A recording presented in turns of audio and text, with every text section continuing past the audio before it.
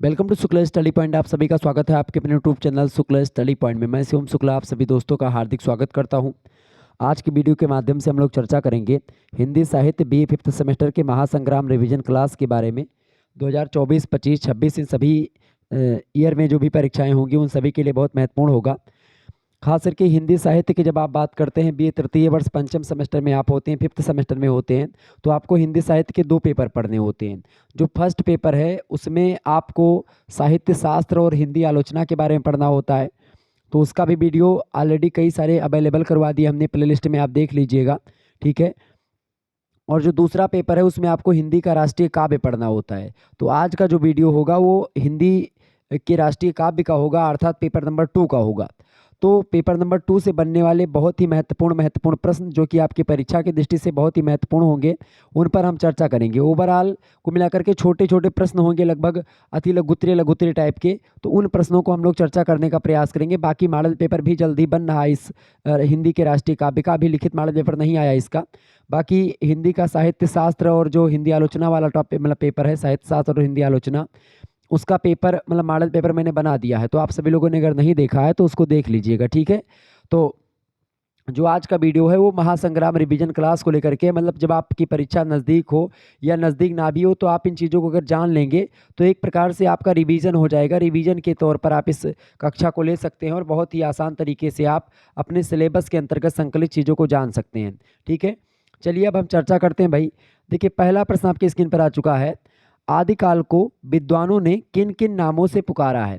हिंदी साहित्य की अगर बात करें तो हिंदी साहित्य के काव्य की अगर बात करें खास करके, तो हिंदी काव्य की शुरुआत, चूंकि हिंदी साहित्य का जब उदय होता है तो काव्य से ही होता है। पहले गद्य का प्रचलन नहीं था हिंदी में।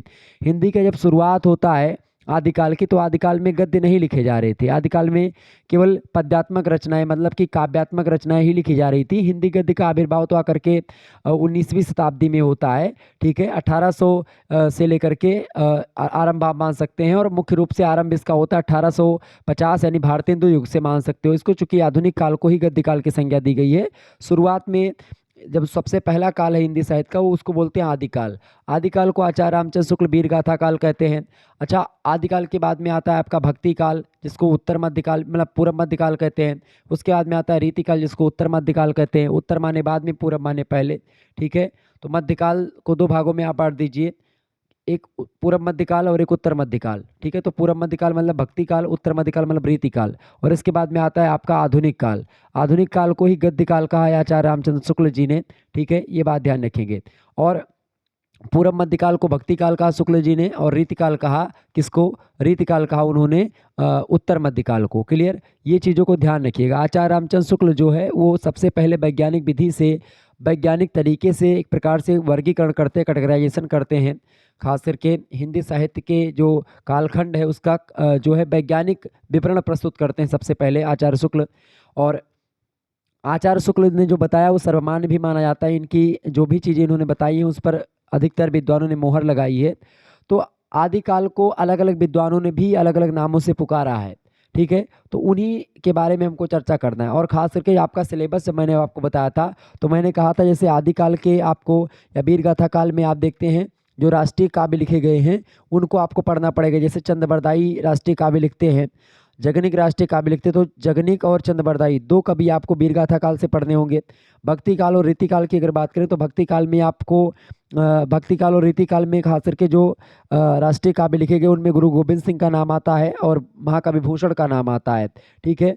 और भारतेंदु काल और द्विवेदी काल में अगर आप देखिएगा तो भारतेंदु हरिश्चंद्र भारतेंदु युग के है ही। इसके अलावा अयोध्या सिंह उपाध्याय, हरियोध और मैथिल सेनगुप्त ये द्विवेदी काल के हैं। तो इन लोगों ने एक प्रकार से राष्ट्रीय काव्य लिखा। तो इन सभी की कविताएं आपके पाठ्यक्रम में संकलित है, उनको आपको देखना है। फिर उसके बाद में छायावाद में आप देखते हैं जयशंकर प्रसाद, सूर्यकांत त्रिपाठी निराला, महाखलनाल चतुर्वेदी, सुभद्रा कुमारी चौहान, इन सभी की कविताओं को अगर आप पढ़ेंगे तो वीरता की एकदम से जो है लहर आपके हृदय में उमंगित होगी और मज़ा आ जाता है जब आप पढ़ते हैं। आप कभी कविता पढ़िएगा, माखनलाल चतुर्वेदी की जवानी कविता पढ़ लीजिएगा, मज़ा आ जाएगा। पुष्प की अभिलाषा पढ़ लीजिए, या सुभद्रा कुमारी चौहान की रचना पढ़ लीजिएगा, झांसी की रानी, या वीरों का कैसा हो बसंत, आपके पाठ्यक्रम में संकलित है, मैं पढ़ाऊँगा, ठीक है। और इसके अलावा मैं जयशंकर प्रसाद तक पढ़ा चुका हूँ, आगे मैं पढ़ाऊँगा, ठीक है। उसके बाद में छायावाद के बाद में तमाम सारे कवि आते हैं, जैसे कि बालकृष्ण शर्मा नवीन, रामधारी सिंह दिनकर, श्यामलाल गुप्त पार्षद, इन सभी की कविताएं आपके पाठ्यक्रम में संकलित हैं। श्याम नारायण पांडे जी की, द्वारिका प्रसाद माहेश्वरी, गोपाल प्रसाद व्यास जी की कविताएं संकलित हैं, सोहनलाल द्विवेदी जी की, अटल बिहारी वाजपेयी जी की, डॉक्टर रमेश पोखरियाल निशंक जी की, इन सभी की कविताएं आपके पाठ्यक्रम में संकलित है। और उसके बाद में कुछ हिंदी जो फिल्म के जो गीत हैं वो आपके पाठ्यक्रम में संकलित हैं। तो यही सब हमको पढ़ना है, ठीक है। चलिए अब हम चर्चा करते हैं कि भाई अब आदिकाल की अगर हम बात कर रहे हैं तो आदिकाल को विद्वानों ने किन किन नामों से पुकारा है। तो आदिकाल इसलिए इंपॉर्टेंट हो जाता है क्योंकि इसमें दो कवि ऐसे हैं जो कि वीरतापूर्वक रचनाएं लिखते हैं, जगनिक और चंद्रबरदाई। तो आपके पाठ्यक्रम में संकलित है कौन कौन, जगनिक और चंद्रबरदाई। उत्तर में क्या लिखेंगे आप, आचार्य रामचंद्र शुक्ल जी की बात किया तो इन्होंने 12 रचनाओं को आधार बना करके आदिकाल को वीर गाथा काल कहा, ठीक है। और वीर गाथा काल किसने नाम दिया, आपसे ऑब्जेक्टिव में प्रश्न पूछे तो आप बताएंगे आचार्य शुक्ल ने किया। 12 रचनाएं उन्होंने, जो रासो काव्य हैं, 12 रासो काव्य और कुछ और, मतलब कुछ रासो काव्य हैं उसमें लगभग 8 या 9, और उसके बाद में फिर और भी कुछ कविताएं हैं, उन सब मतलब की रचनाएं हैं, उनको मिलाकर के 12 रचनाएं उन्होंने ढूंढा और प्रस्तुत किया जो कि वीरतापूर्वक रचनाएं हैं। और उसी आधार पर उन्होंने आदिकाल को वीर गाथा काल कहा, ठीक है। उन्होंने ये भी कहा था आचार्य शुक्ल ने कि अगर कोई आदिकाल को आदिकाल कहना चाहे तो कह सकता है। और इसी बात को एक प्रकार से आचार्य हजारी प्रसाद द्विवेदी बाद में आते हैं, उन्होंने आदिकाल को आदिकाल ही कहा। और आपको बता दूं कि डॉक्टर आचार्य हजारी प्रसाद द्विवेदी और आचार्य रामचंद्र शुक्ल जो है एक ही विश्वविद्यालय के पढ़े हुए छात्र हैं। आचार्य रामचंद्र शुक्ल बीएचयू में पढ़े थे हिंदी विभाग में, और सौभाग्य की बात है कि आचार्य हजारी प्रसाद द्विवेदी भी बीएचयू के हिंदी विभाग से पढ़े। और मैं आपको पढ़ा रहा हूँ, मैं भी हिंदी विभाग से ही पढ़ा, हिंदी खास करके बीएचयू से ही। तो बड़ा अच्छा लगता है जब हम आचार्य, चूँकि हमारे बहुत बहुत सीनियर रह चुके हैं आचार्य शुक्ल जी, और बहुत सीनियर रह चुके हैं आचार्य हजारी प्रसाद द्विवेदी जी। तो पढ़ने का कुछ अलग ही भाव होता है जब उस हिंदी विभाग में जब आप जाएंगे कभी बीएचयू के, तो आप देखेंगे इतना शांत माहौल, इतनी अच्छी शिक्षा आपको मिलेगी, मज़ा आ जाता है एकदम से क्लास में बैठ करके। कभी आप जाइए, वैसे टहलने भी जाइए बीएचयू, कोई रोकता नहीं, आप अंदर जा सकते हो, कोई भी व्यक्ति जा करके टहल घूम सकता है, कोई दिक्कत की बात नहीं होती। आप जाइए, टहलिए, घूमिए, फोटो वोटो खींचिए जो खींचना है, कोई दिक्कत नहीं होती है, मज़ा आता है। आप घूमेंगे टहलेंगे, बहुत सारे आपको साथी मिलेंगे वहाँ पर, और मतलब बड़ा अच्छा लगता है जब आप बीएचयू में घूमते हैं। बीएचयू में बहुत ज़बरदस्त, खास करके इसीलिए तो यूनिवर्सिटी बहुत इंपॉर्टेंट होती है। बच्चे अगर यूनिवर्सिटी में पढ़ते हैं तो उनको बहुत ही फीलिंग आती है यूनिवर्सिटी में पढ़ने के बाद में, बहुत अच्छा लगता है। तो आचार्य रामचंद्र शुक्ल जो है वीर गाथा काल कहते हैं आदिकाल को, डॉक्टर जॉर्ज ग्रियर्सन चारण काल कहते हैं, मिश्र बंधुओं ने प्रारंभिक काल कहा आदिकाल को, आचार्य हजारी प्रसाद द्विवेदी और डॉक्टर रमाशंकर शुक्ल रसाल जी आदिकाल नाम ही स्वीकार करते हैं। डॉक्टर राम कुमार वर्मा जी की बात करें तो उन्होंने संधि काल कहा, और इन्होंने कहा कि अगर कोई व्यक्ति चारण काल भी कहना चाहे तो कह सकता है आदिकाल को। किसने कहा, डॉक्टर राम कुमार वर्मा ने कहा। पंडित राहुल शंकरत्यायन जी की बात की है तो उन्होंने कहा सिद्ध सामंत काल आदिकाल को, और आचार्य विश्वनाथ प्रसाद मिश्र जी की बात की है तो उन्होंने वीर काल कहा। कुल मिलाकर के अगर बात करें तो जो आदिकाल है वो बहुत ही नामों से पुकारा गया, अलग अलग विद्वानों ने इसको अलग अलग नामों से पुकारा। इसलिए पुकारा क्योंकि आदिकाल के बहुत सारी रचनाएं मिलती हैं, बहुत सारी रचनाएं नहीं मिलती हैं, बहुत सारी रचनाएं जो मिली हैं उन्हीं आधार पर जो है लोग अपने अपने हिसाब से उसको उसका नामकरण करते हैं, और अपने अपने हिसाब से लोग जो है उसके बारे में जानकारी देते हैं। जो रचनाएं या जो भी चीज़ उनके हाथ लगी, जो भी उन्होंने शोध किया, उन शोध के अकॉर्डिंग जो भी बातें पता चली उन्हीं के आधार पर इन लोगों ने इसका नामकरण किया। तो इसीलिए अलग अलग विद्वान इसको अलग अलग नामों से पुकारते हैं। नेक्स्ट क्वेश्चन आप देखेंगे, अगला प्रश्न है हिंदी का पहला कवि कौन है। हिंदी के पहले कवि की अगर बात की है तो चंद्रबरदाई हिंदी के पहले कवि माने जाते हैं, और इनके द्वारा लिखा गया ग्रंथ जो है पृथ्वीराज रासो, वो हिंदी का पहला प्रथम महाकाव्य माना जाता है। हिंदी का प्रथम महाकाव्य माना जाता है पृथ्वीराज रासो। हिंदी का पहला कवि जो है वो चंद्रबरदाई को माना जाता है। हालांकि अलग अलग विद्वान अलग अलग लोगों को स्वीकार करते हैं, लेकिन कुछ लोग जो है, या एक प्रकार से अगर देखें खास करके हिंदी का पहला कवि, तो कुछ लोग चंद्रबरदाई को मानते हैं हिंदी का पहला कवि, ठीक है, ये बात ध्यान रखेंगे। कुछ विद्वान सारहपा वगैरह को मानते हैं, ठीक है, जैसे राहुल शंकरत्यायन की बात की जाए तो वो सब।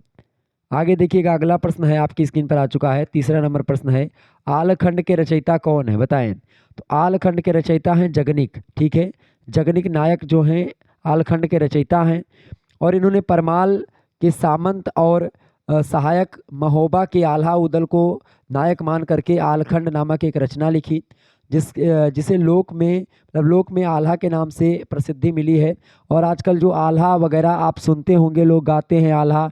एक लल्लू बाजपेयी जी आते थे, पहले आप देखते थे बाजा पे गाना गाते, मतलब आल्हा गाते थे, तलवार वलवार लेकर के, मूछे रखा करके, जब से सफ़ेद सफ़ेद बाल थे उनके, पगड़ी बांधते थे, तलवार लेकर के बढ़िया से आल्हा गाते थे। आप अगर आप में से किसी ने सुना होगा, शायद अगर आप लोगों ने नहीं सुना होगा रेडियो, तो अगर आप सुने होते रेडियो तो शाम के टाइम पर वही 6 7 8 बजे जब लोग भैंस वहीं चरा करके आते थे, हमारे दादाजी थे तो भैंस चरा करके जब आते थे, पापा और हमारे दादा दोनों लोग, जब भैंस, जैसे पापा कहीं से आते थे जजमानी वगैरह करके के कथा वथा बाँच करके, तो पहुँचे दादाजी भैंस वही लेकर के पहुँचे, जब घर पे बांध करके हम लोग बंधवा उंधवा करके भैंस वैंस, तो जब बैठते थे तो रेडियो था हमारे घर में, मुझे याद है मैं छोटा सा था, तो रेडियो में वही चलाते थे। तो हमसे कहते थे भैया आल्हा लगाओ, तो आल्हा में लगाता था। किसी नेटवर्क पर आता था 108 मेगा, पता नहीं कौन सा ऐसा था, उसी पे मैं लगाता था तो आल्हा आता था उसी टाइम पे। तो मैं भी आला खूब सुनता था कि यक्का मारे दो गिर जावे, तीसरा खौफ खाए मर जाए, धै दो डोला समर खेत मा, जे जीते ते ले उठाए, जाकर बिटिया सुंदर देखें, जबरन ब्याह ले करवाए। इस प्रकार से आला होता था। रिम झिम भाला बरसे, वही मैदानन के बीच मझाए, इस प्रकार से। तो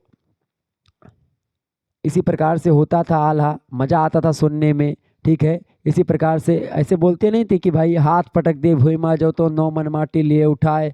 ऐसे ऐसे आल्हा जो है आप देखिएगा, आल्हा का पूरा रूप तो मिलता नहीं है, लेकिन जो है अगर आप देखेंगे तो अलग अलग स्थानों पर लोग जो है आल्हा गाते ही रहते हैं, अपने अपने हिसाब से लोग बना लेते हैं आल्हा। तो कुछ आल्हा का जो किंवदंतियों के अकॉर्डिंग ही चल गया बहुत सारी चीज़ें, मतलब इतना अतिशयोक्ति की बात हुई। दांत उखाड़े भंवरा नल के, ते दिल्ली में करे दुआर एक चार, मलखान वगैरह की बात होती थी कि भाई अगर, मतलब पहले प्रतियोगिता होती थी विवाह के पहले कि भाई जो है आप विवाह करने के योग्य हैं कि नहीं है, पहले प्रतियोगिता होती थी, स्वयंवर होता था, तब विवाह आपका होता था। बिना शौर्य के आप सौंदर्य रखने के पात्र नहीं होते थे। कहा नहीं है कि जाकर बिटिया सुंदर देखें, जबरन ब्याह ले करवाएं, इस प्रकार से होता था। मतलब कि शादी कोई और करके ले जा रहा है, और जो एक प्रकार से ऐसे मैदान से गुजरे, रुको रुको भाई कहाँ जा रहे हो, आओ पहले लड़ लियो एक हाथ, हो ही जाए करे बाद मतलब जे जीते ते लेके जाए डोली आगे। ये ऐसे होता था। शौर्य का सौंदर्य पर अधिकार हुआ करता था पहले, जिस समय लिखा जा रहा था। तो आल्हा और उदल दो बहुत बड़े वीर थे। आल्हा उदल जो हैं, कहा जाता है आल्हा अजर अमर थे, हालांकि ये बात किंवदंती ही है। और आल्हा युधिष्ठिर के अवतार बताए जाते हैं, उदल अर्जुन के अवतार बताए जाते हैं, चौड़ा जो था चौड़िया वो द्रोणाचार्य का अवतार बताया जाता है, पृथ्वीराज चौहान जो हैं वो दुर्योधन के अवतार बताए जाते हैं। इसी प्रकार से अलग अलग लोगों की मान्यता है, ऐसे लोग बताते हैं। तो ये आल्हा है जो लिखा है जगनिक ने, जगनिक आपके पाठ्यक्रम में संकलित है, आल्हा का कुछ अंश भी आपके पाठ्यक्रम में संकलित है। आल्हा का विवाह संकलित है, नैनागढ़ की लड़ाई और आल्हा का विवाह। आगे देखिएगा, अगला प्रश्न है, चौथा नंबर प्रश्न है, रीतिकालीन कविता की विषय वस्तु पर प्रकाश डालिए अथवा रीतिकाल के प्रमुख कवियों के नाम लिखिए। बढ़िया प्रश्न है, परीक्षा में ये प्रश्न आपके आएगा। देखिए रीतिकाल की अगर बात की है तो अधिकतर रचनाएं रीतिकाल की जो रही हैं वो श्रृंगार परक रही हैं, और इस काल में जो भी रचनाएं आपको मिली हैं उसमें जिनमें आराध्य के प्रति कवियों की भावनाएं मुखर हुई हैं, वे भी अपने को श्रृंगारिकता के आवरण से बचा ना सकी, मतलब श्रृंगारिकता एकदम से इसमें व्यापी ही है। रीतकाल की कोई भी कविता आप उठाएंगे तो उसमें श्रृंगारिकता मिलेगी मिलेगी। एक आध दो कवियों को छोड़ दे, सेनापति वगैरह को, सेनापति और भूषण को, ठीक है, तो उसमें सेनापति में भी आप देखते हैं मिल जाती है। क्लियर। तो आप देखिएगा श्रृंगारिकता जो है इससे कोई बच नहीं पाया। इस युग के प्रमुख कवियों में केशवदास रहे हैं, बिहारी जी रहे हैं, घनानंद रहे हैं। अच्छा, केशवदास भी आप मतलब केशवदास की अगर बात की, आप फर्स्ट सेमेस्टर में इनको पढ़ चुके होंगे, केशवदास बिहारी घनानंद को, ठीक है। केशवदास जो है रीतिबद्ध परंपरा से हैं, बिहारी जो है रीति सिद्ध परंपरा से हैं, और घनानंद रीति मुक्त परंपरा से हैं। ये बात ध्यान रखें, तीनों व्यक्ति अपने अपने क्षेत्र में बहुत ही उपयोगी हैं। केशवदास कठिन काव्य के प्रेत कहे जाते हैं केशवदास, ठीक है। छंदों का अजायब घर इनकी रचना कही जाती है, जो रामचंद्रिका, चूंकि उसमें बहुत सारे छंदों का प्रयोग कर दिया इन्होंने जबरदस्ती। बिहारी को गागर में सागर भरने वाला बोला जाता है, एक रचना लिखते हैं बिहारी, मात्र बिहारी सतसई। और बिहारी जो है एक प्रकार से जो मांसल चित्रण करते हैं कहीं ना कहीं पे, वो थोड़ा सा उहात्मकता बिहारी में ज़्यादा है। उहात्मकता का मतलब होता है कि जैसे कि ज़्यादा खुल करके किसी बात को बता देना, जैसे कि खास करके जो लड़कियों का जो स्ट्रक्चर होता है शरीर का, उसको लेकर के बहुत सारी बातें ऐसे बिहारी करेंगे जो कि समाज में बोलना उतना ज़्यादा तर्कसंगत नहीं होता है, या लोगों को बुरा भी लगता है या अच्छा नहीं महसूस होता लोगों को। मतलब ऐसे स्त्रियों के बारे में इन्होंने मतलब बिहारी ने लिखा है। तो बिहारी को आप पढ़ेंगे तो थोड़ा सा कभी कभी क्या होता है कि बिहारी को पढ़ाते वक्त थोड़ा सा लोगों में मतलब थोड़ा सा दूसरी टाइप का भाव आता है। हालांकि बिहारी अच्छे कवि हैं, और उनकी आप दोहों को पढ़ेंगे जो अच्छे दोहे हैं उनके, एक आध दो दोहों को छोड़ दें, बाकी दोहों को अगर देखिएगा तो बड़े ज़बरदस्त दोहे हैं। बिहारी का एक एक दोहा हिंदी साहित्य का एक एक मोती है, एक एक रत्न है। ठीक है, तो बिहारी है। घनानंद जो है बड़े प्रेमी व्यक्ति थे, प्रेम में धोखा खाते हैं, सुजान इनके साथ जाने से मना कर देती है और उसके बाद में फिर ये अपनी कलाकारी दिखाते हैं। तो इस प्रकार से ये लोग रहे हैं। बोधा ठाकुर, मतीराम, देव, सेनापति, ये सब रहे हैं। इन सभी लोग जो है रीतिकाल के कवि हैं। दानशीलता, मान लीला और चीर हरण लीला, झूला, होली और जल भरण लीला, इन सभी के प्रसंगों से उत्प्रोत यहाँ की रचनाएं आपको मिलेंगी। चूँकि भगवान श्री कृष्ण से रिलेटेड काव्य रहा है रीतिकाल का जितना भी रहा है। इसके अतिरिक्त नीति और ज्ञान से युक्त जो कविताएं लिखी गई रीतिकाल में, उसके रचनाकारों में घाघ, गिरधर, रहीम दास, इन सभी का नाम आप ले सकते हैं। वीर रस की कविताओं में मुख्य रूप से महाकवि भूषण और लाल ने अपना वर्चस्व बनाए रखा है, और जिनमें से महाकवि भूषण आपके पाठ्यक्रम में संकलित हैं, जिनकी रचनाओं को आपको पढ़ना है। मैंने इसकी व्याख्या कर दी है, अगर आप लोगों ने नहीं देखा तो प्लेलिस्ट में देख लीजिएगा। पांचवा प्रश्न आप देखिएगा, पांचवा क्वेश्चन आपकी स्क्रीन पर आ चुका है भाई, फटाफट से देखेंगे। काव्य काल की कुछ विशेषताएं बताइए। काव्य काल की कुछ विशेषताएं बताइए भैया। तो काव्य काल की अगर बात की जाए, काव्य काल की अगर बात करें तो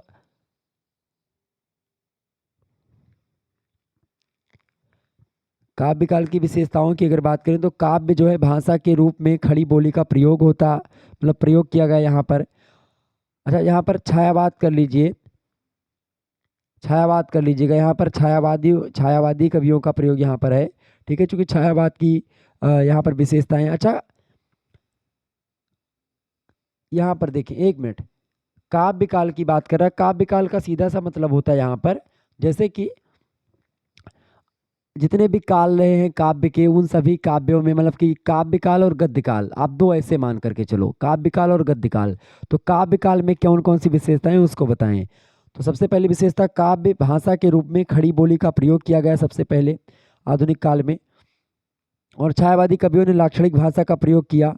आधुनिक काल की कविता में अलंकारों का चमत्कार दिखाने का प्रयास नहीं किया गया है, और इसके पहले किया जाता रहा है रीतिकाल वगैरह में। और कुछ नवीन अलंकारों का प्रयोग भी आधुनिक काल की कविता में है, और जैसे मानवीकरण हो गया, विशेषण विपर्य हो गया, ध्वन्यार्थ व्यंजना हो गई, ये सब जो है अलंकारों का प्रयोग जो है आधुनिक कविता में किया गया है। इसके अलावा शैली में प्रतीकात्मकता का प्रयोग भी आधुनिक काल के कवियों ने किया। आधुनिक काल में दोनों तरह की कविताएं लिखी गई, एक तो छंदबद्ध रचनाएं और एक छंदमुक्त रचनाएं भी लिखी गई। इसके अलावा प्रयोगवादी कवियों ने भाषा, छंद, उपमान, प्रतीक, बिंब, इन सभी दृष्टियों से नए नए प्रयोग करे, नए नए प्रतिमान का सहारा लिया और रचनाएं करी, काव्य लिखा। आधुनिक काल की नई कविता में भावना के स्थान पर बुद्धि की प्रधानता देखी गई, और नई कविता में योग्यता, मतलब नई कविता में जो ज्ञता का तत्व है वो नहीं आपको मिलेगा। क्योंकि नई कविता में आप देखते हैं ऐसे लिखेंगे कि मैं निकला यहाँ पर चौराहे से एक सड़क मुड़ती थी, इधर मैं चला अंधेरे में, रात बहुत भीनी भीनी सी नजर आ रही थी। मतलब ऐसे कविता होगी, लगेगा कहानी कोई पढ़ रहा है। मतलब उन कविता में कोई रस, छंद, अलंकार की कोई बात नहीं होती है नई कविता में। बस कविता कर रहे हैं, मैं सहसा निकला इधर जा रहा था, रास्ते में एक दुकान पड़ी, मैं सहसा चौंका। तमाम एक्सलामेशन, क्वेश्चन मार्क वहीं पे लगाए दे हैं कविता। और एकदम से जान लो जो प्रयोग, मतलब बाद की कविता आई ही, जो जितनी कविता बाद में आई ही, चाहे मुक्ति बोध लिखिन हुए, चाहे जो है और भी जितना लोग लिखी नहीं, खास करके जितना जो रस, छंद, अलंकार का एकदम से हटाए दी नहीं, वो कविता पढ़े में मजा ना आए आपका, ज्ञान जरूर मिल जाए, लेकिन ज्ञान ज्ञान का अगर बतावे है कि कवि का, या ज्ञान को बताना है किसी कवि को, तो आप गद्य का सहारा क्यों नहीं लेते, आप पद्य क्यों लिख रहे हैं। तो ये आप कहानियाँ लिख दें, आप निबंध लिख दें। अगर आपको ज्ञानी मतलब कि बनना ही है तो आप निबंध कहानियाँ लिख दें ना, उसके माध्यम से अपने ज्ञान को बताएं लोगों को। अब आप कविताएं जो मनोरंजन का साधन हुआ करती थी उनको आप ऐसे बना दिए हैं कि लगता है कि विचारों की उसमें प्रधानता कर दिए। तो ये होती है कविताओं का एक प्रकार से गेता का पद उसमें नई नई कविता में, और कविता गद्य बनती जा रही है, एकदम से आज भी बनती जा रही है। इतने कवि हैं जैसे मेढक की भांति, जैसे जब बरसात आती तो मेढक इधर उधर बोलते हैं, टर्राते रहते हैं, वैसे आजकल के कवि हो गए हैं। ठीक है, मैं सभी कवियों पर व्यंग नहीं कर रहा हूँ, कुछ ऐसे कवि हैं जो कि कविता को एकदम से खत्म कर दिए हैं। कविता का माने जीरो समझ रही नहीं, जौन मन में आवत है तो लिखत है, जौन मन में आवत है तो बोलत है, कुछ पता ही नहीं काव करे चाहिए, कौन कविता का मापदंड है, कविता का मर्यादा है, का सीमा है, कौन मतलब नहीं केहू का, बस लिखे हैं, पढ़े वाला केहू हुए चाहे ना हुए। ठीक है, चले आगे बढ़ते हैं। छठा प्रश्न आपकी स्क्रीन पर आ चुका। गुरु गोविंद सिंह का जन्म का मतलब कब हुआ था? गुरु गोविंद सिंह आपके पाठ्यक्रम में संकलित हैं, तो सिखों के 10वें गुरु हैं और अंतिम गुरु हैं गुरु गोविंद सिंह जी। 22 दिसंबर को इनका जन्म हुआ था 1666 ईस्वी में। और कहाँ पर हुआ था भैया? पटना बिहार में इनका जन्म हुआ था गुरु गोविंद सिंह जी का। अच्छा, गुरु गोविंद सिंह जी के बारे में मैंने ऑलरेडी आपको बता रखा है।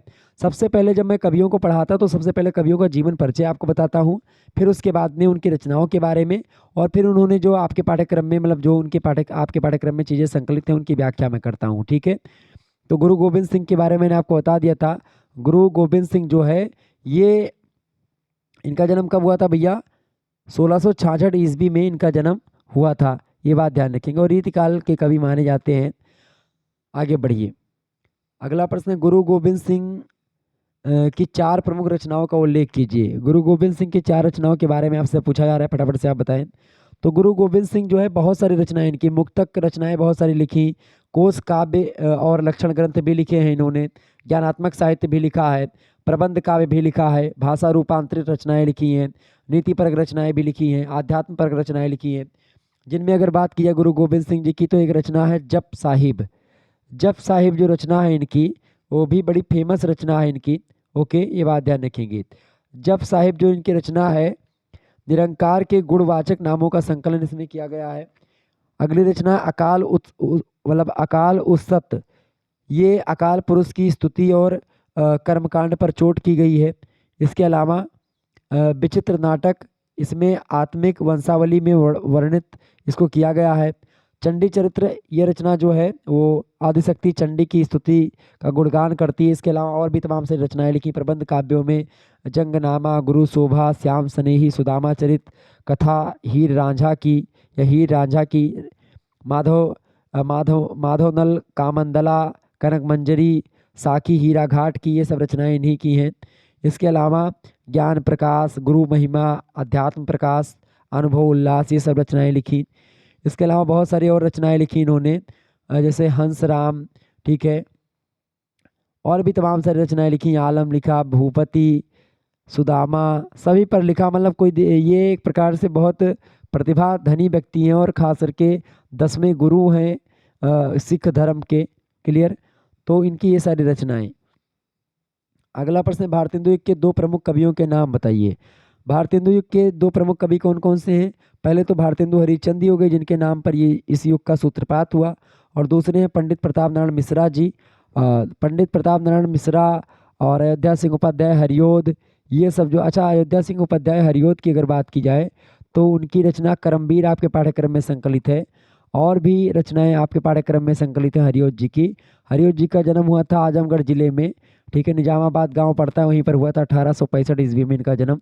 इनके पिताजी का नाम था पंडित भोला सिंह और माता जी का नाम था रुक्मिणी देवी। ठीक है, और इनके जो पूर्वज थे वो शुक्ल यजुर्वेदी सनाढ़य ब्राह्मण हुआ करते थे, और जो बाद में सिख हो गए थे। तो कुल मिलाकर के जो ये हरियोध जी हैं, ये एक प्रकार से ये भी खास करके हरियोध जी द्विवेदी युग के प्रमुख कवि तो रहे हैं। इसके अलावा भारतेंदु युग में भी कुछ रचनाएं इनकी आपको मिलेंगी, हालांकि मुख्य रूप से द्विवेदी युग के कवि रहे हैं। और भारतेंदु युग में पंडित प्रताप नारायण मिश्रा, भारतेंदु हरिश्चंद, उपेंद्र नाथ अस्क, और इसके अलावा एक और भी तमाम सारे हैं। ठीक है, आगे देखिएगा। अगला प्रश्न है, भारतेंदु युग की कविता की विशेषता क्या है?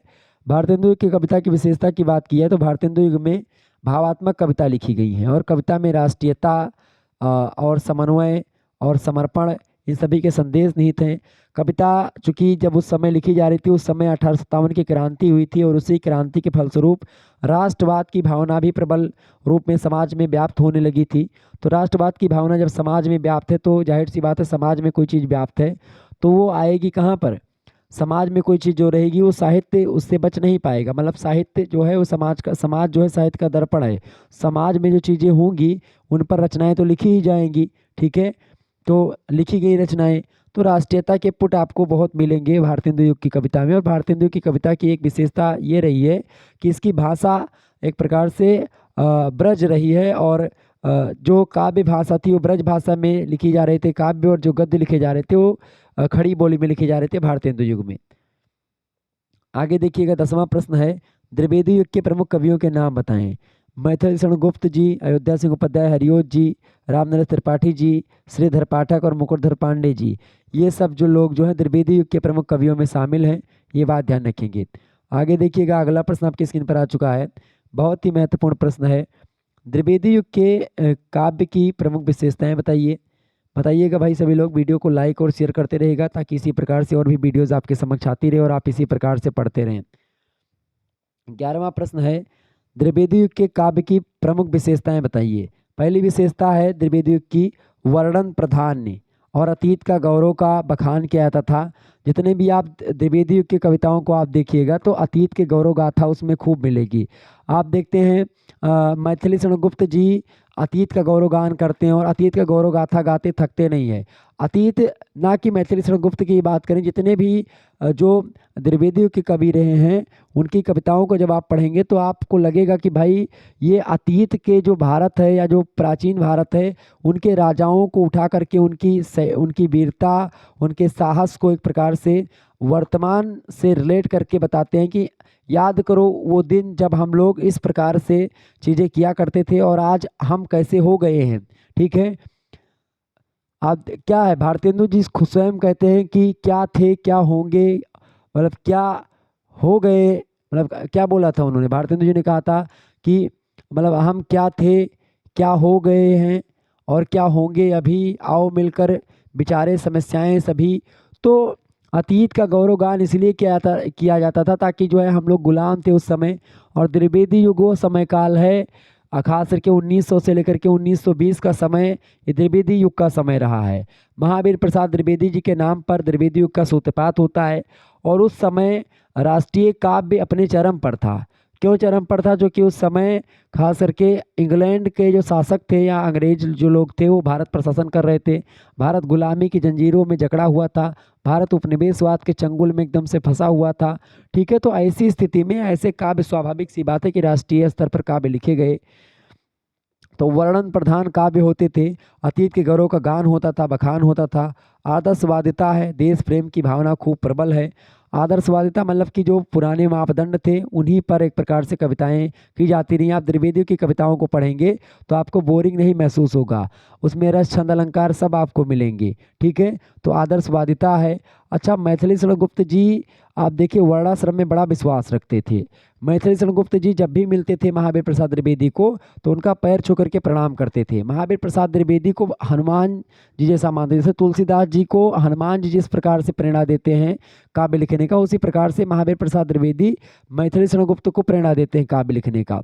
और मैथिली शरण गुप्त अपने मुख से खुद कहते हैं कि जिस प्रकार से तुलसीदास के लिए महाबली हनुमान जी एक प्रकार से आए, उसी प्रकार से हमारे जीवन में महावीर आए, प्रसाद द्विवेदी जी आए, महावीर प्रसाद द्विवेदी जी आए। तो महावीर प्रसाद द्विवेदी कविता के मानदंड सिद्ध कर देते थे। आप क्या लिखना है, आपको कैसे लिखना है, किन टॉपिक पर लिखना है। यहाँ तक कि वो अगर कोई कवि लिख करके जाता था और सरस्वती पात्रिका में संपादन के लिए आता था कि भैया हमारी कविता आपने लिखी, हमारी कविता प्रकाशित करवा दो, तो महावीर प्रसाद द्विवेदी जी पहले उस कविता को पढ़ते थे, देखते थे, फिर उसके बाद में कहते थे ठीक है देखेंगे। उसके बाद में फिर जो उसमें कमियां रहती थी उसमें कमी पर हेडिंग डाल करके मतलब उसको बता देते थे कि भाई उस पर गोला कर देते थे कि ये कमियां रह गई हैं, इसको जा करके सुधार करके लाओ, फिर आपका जो है प्रकाशन इसका किया जाएगा। तो ऐसे प्रकाशक होते हैं तो अच्छा लगता है, क्योंकि अगर आपकी काव्य में कोई कमियां रह रही हैं, क्योंकि काव्य के मानदंडों को जो व्यक्ति जानता है वही ना जान पाएगा कि कौन सा काव्य अच्छा है, कौन सा काव्य बुरा है या कौन सा काव्य बेकार है, तो उसको बताते थे वो। और यही कारण है कि निराला जी के काव्य में आप उनको वो चीज़ें नहीं मिलती जो ढूंढ रहे होते महावीर प्रसाद द्विवेदी। और निराला जी उनके रिश्तेदार भी लगते थे दूर के। तो लेकिन उनकी कविताएं निराला जी की आप देखते हैं सरस्वती पात्रिका से बहुत कम ही प्रकाशित हुई हैं, क्योंकि निराला जी मुक्त छंद में कविताएं लिखने प्रारंभ कर देते एक समय था। तो इसीलिए आगे बढ़ते हैं। तो ये सब विशेषताएं हैं द्विवेदियों के काव्य की। आगे देखिएगा 12वां प्रश्न आपकी स्क्रीन पर आ चुका है। हरियोध जी का जन्म कब हुआ था? हरियोध जी का जन्म हुआ था 15 अप्रैल 1865 ईस्वी को। ठीक है, कब हुआ था? 15 अप्रैल 1865 को हुआ था। कहाँ पर हुआ था? निजामाबाद गांव में, आजमगढ़ जिले में पड़ता है, यूपी में आजमगढ़ जिला पड़ता है। पिताजी का नाम था पंडित भोला राम सिंह और माता जी का नाम था रुक्मिणी देवी। पूर्वज जो थे इनके शुक्ल यजुर्वेदी सनाढ़ ब्राह्मण हुआ करते थे। ठीक है, बाद में वे सिख हो जाते हैं। तो ये सब चीज़ें ध्यान रखिएगा। और मिडिल परीक्षा पास की इन्होंने, फिर काशी के क्वींस कॉलेज से में प्रवेश लिया। और चूंकि ये अस्वस्थ हो गए थे और इसी कारण से क्वींस कॉलेज को छोड़ दिया था। फिर घर पर ही अयोध्या सिंह उपाध्याय हरियोध जी फारसी, अंग्रेजी, संस्कृत का गहन अध्ययन करते हैं। 17 साल की अवस्था में इनका विवाह हो जाता है और कुछ वर्ष तक निजामाबाद के तहसील स्कूल में अध्यापन का कार्य करते हैं। और फिर उसके बाद में 20 वर्ष तक कानूनगो के पद पर काम किया। कानूनगो से जब अवकाश मिला इनको छुट्टी लेकर के ये फिर से एक प्रकार से जब अवकाश लेते हैं, उसके बाद में काशी हिंदू विश्वविद्यालय में अवैतनिक रूप से मतलब अवैतनिक रूप में अध्ययन कार्य प्रारंभ करते हैं। और हरियोध जी के जीवन का ध्येय था अध्ययन और अध्यापन। और उनका जीवन बड़ा सरल था और उनका विचार जो था बड़ा उच्च था। सादा जीवन उच्च विचार के फॉलो, मतलब उस सिद्धांत को फॉलो करते थे। निजामाबाद गांव है, जनपद इनका आजमगढ़ पड़ता है, उत्तर प्रदेश में इनका जन्म हुआ था। हरियोध जी किस युग के कवि हैं भैया? तो द्विवेदी युग के प्रतिनिधि कवि के रूप में इनका नाम लिया जाता है। क्योंकि इनके प्रतिनिधि कवि वो कवि होता है, एक होता है प्रवर्तक और एक होता है प्रतिनिधि। प्रवर्तक और प्रतिनिधि कवि में अंतर होता है। प्रवर्तक होता है कि जो एक प्रकार से सबसे ज़्यादा योगदान देता है उस युग में, या जिसके नाम पर वो युग हुआ हो, या जिसकी जिसकी क्वालिटी को देख करके उस युग का नाम पड़ा हो, तो उसको बोलते हैं प्रवर्तक छायावाद का। देखिए, छायावाद के प्रवर्तक और प्रतिनिधि दोनों हैं जयशंकर प्रसाद। ठीक है, लेकिन अगर बात करें द्विवेदी युग की, तो द्विवेदी युग के प्रतिनिधि कवि हैं हरियोध जी की। चूंकि हरियोध प्रतिनिधि कवि कई हो सकते हैं, लेकिन प्रवर्तक एक ही दो हो सकते हैं, एक ही हो सकते हैं मुख्य रूप से। तो द्विवेदी युग के प्रवर्तक हैं महावीर प्रसाद द्विवेदी जी, लेकिन हरियोध जी जो हैं वो प्रतिनिधि कवि है। मतलब हरियोध जी की रचनाओं की जो विशेषता है, वही विशेषता द्विवेदी युग के अन्य कवियों की है। मतलब वो कवि जिसकी रचनाओं की जो विशेषता है, उन्हीं विशेषताओं को आधार बना करके जब कोई अन्य लेखक उसी युग का लिखता है, तो कहीं ना कहीं पे वो प्रतिनिधि कवि हो जाता है।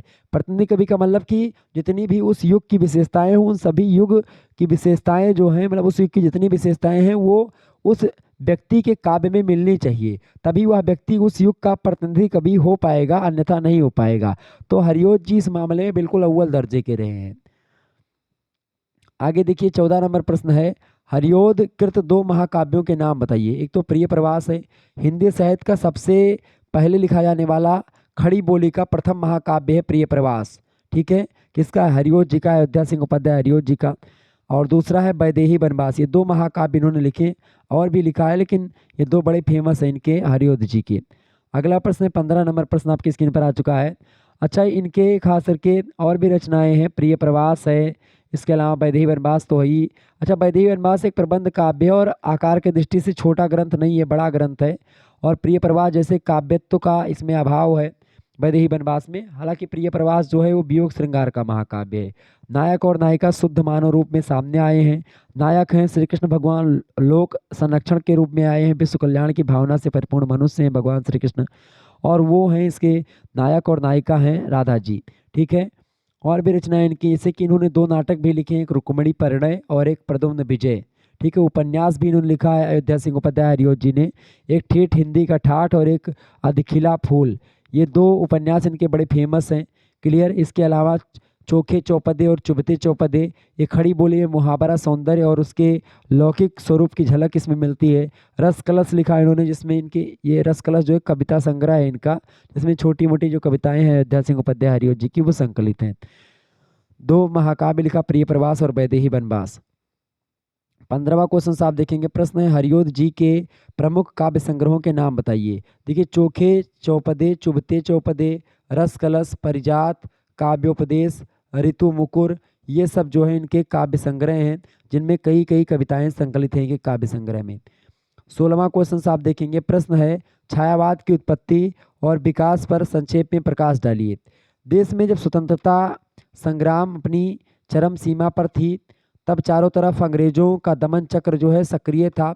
अंग्रेज लोग जो एक प्रकार से छायावाद के समय में आप देखते हैं, छायावाद की उत्पत्ति उस समय हुई जब अंग्रेज लोगों एकदम से अपने चरम पर थे। अच्छा, छायावाद आप देखते हैं गांधी जी तब तक भारत में आ चुके थे और भारत में गांधी जी की राजनीति शुरू हो गई थी जब छायावाद प्रारंभ हुआ थे, तो ठीक है। और उस समय साहित्य जगत में कुछ ऐसा ही वर्ग भी क्रियाशील था जो जीवन जगत से दूर रह करके हिंदी काव्य की एक विशिष्ट परिपाटी का निर्माण कर रहा था। रविन्द्रनाथ टैगोर की गीतांजलि और अंग्रेजी साहित्य में व्याख्यात छायावादी रहस्यवादी भावधारा ने हिंदी साहित्य को प्रभावित किया और इस भावधारा में अवगाहन करने वाले कवियों ने प्रकृति के साथ साथ रागात्मक संबंध स्थापित किया। अत्यंत चित्रमयी भाषा में नाना मनोरम रूप संकेत भाव संकेत उपस्थित किए और इस प्रकार भाव व्यंजना का जो नवीन या नया रूप जो सामने आता है उसे छायावाद के नाम से अभिहित किया जाता है, मतलब उसको जाना जाता है किसके नाम से, छायावाद के नाम से हम जानते हैं उसको। तो छायावाद स्थूल के प्रति सूक्ष्म का विद्रोह है। छायावाद में प्रतीकात्मकता है, बिंबात्मकता है। अच्छा, आज ही मैंने छायावाद पर एक लेक्चर लिया हुआ है, मतलब कल लिया था हमने, तो आप लोगों ने अगर उसको नहीं देखा तो देख लीजिएगा, ठीक है। छायावाद उसमें आपको समझ में आ जाएगा, फर्स्ट सेमेस्टर में ही पढ़ाया है, लेकिन छायावाद आपके लिए वो भी इम्पोर्टेंट है। देखिए, छायावाद के 4 स्तंभ कौन कौन से हैं उनको बताएं। तो छायावाद के 4 स्तंभ का तात्पर्य होता है चतुष्टयी। चतुष्टयी का मतलब होता है 4 कवि या 4 कविताएं, मतलब 4 लोग जो कि छायावाद को एक प्रकार से आधार प्रदान करते हैं। 4 स्तंभ में एक स्तंभ है पंत जी, एक है प्रसाद जी, एक है निराला जी और एक है महादेवी वर्मा जी। प्रसाद जी को जयशंकर प्रसाद कहते हैं फुल फॉर्म में, या उनकी जो है उनका पूरा नाम है प्रसाद जी का। जयशंकर प्रसाद सुगनी साहू परिवार से बिलोंग करते थे। पंत जी का पूरा नाम है सुमित्रा नंदन पंत। निराला जी का नाम है सूर्यकांत त्रिपाठी निराला और महादेवी जी का नाम है महादेवी वर्मा, ठीक है।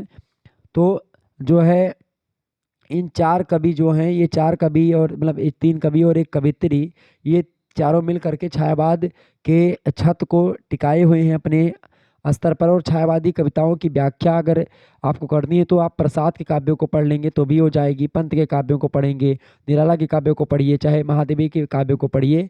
आप इन सभी के काव्यों को पढ़ेंगे तो आपको लगेगा कि भाई छायावाद की जो विशेषताएं हैं वो इन सभी के काव्य की विशेषताएं हैं। और निश्चित तौर पर छायावाद के प्रतिनिधि कवि हैं प्रसाद जी, प्रवर्तक भी प्रसाद जी रहे हैं।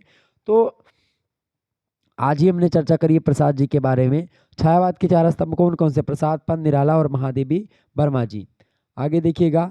अच्छा, छायावाद की जो बृहत त्रयी है उसमें कितने कवि संकलित हैं, 3 कवि संकलित। बृहत त्रयी, त्रयी माने होता है 3, बृहत माने बड़े। 3 बड़े कवि छायावाद के कौन है, जयशंकर प्रसाद, सुमित्रा नंदन पंत और सूर्यकांत त्रिपाठी निराला, ये बृहत त्रयी कवि हैं, ठीक है, छायावाद के। आगे देखिएगा, अगला प्रश्न है 19 नंबर, छायावाद के प्रमुख कवि और उनकी काव्य कृतियों का उल्लेख कीजिए। छायावाद के प्रमुख कवियों और उनकी रचनाओं के नाम की अगर बात की जाए तो जैसे जयशंकर प्रसाद जी की बात की जाए, जयशंकर प्रसाद की रचना है झरना, आंसू, लहर और कामायनी। कामायनी इनका महाकाव्य बड़ा फेमस है, क्लियर। इसके अलावा दूसरे विद्वान हैं सुमित्रानंद पंत जी। सुमित्रानंदन पंत जी की अगर बात करें तो इनकी रचना है ग्रंथि, बीड़ा, पल्लव, गुंजन, ये रचनाएं हैं सुमित्रानंदन पंत जी की।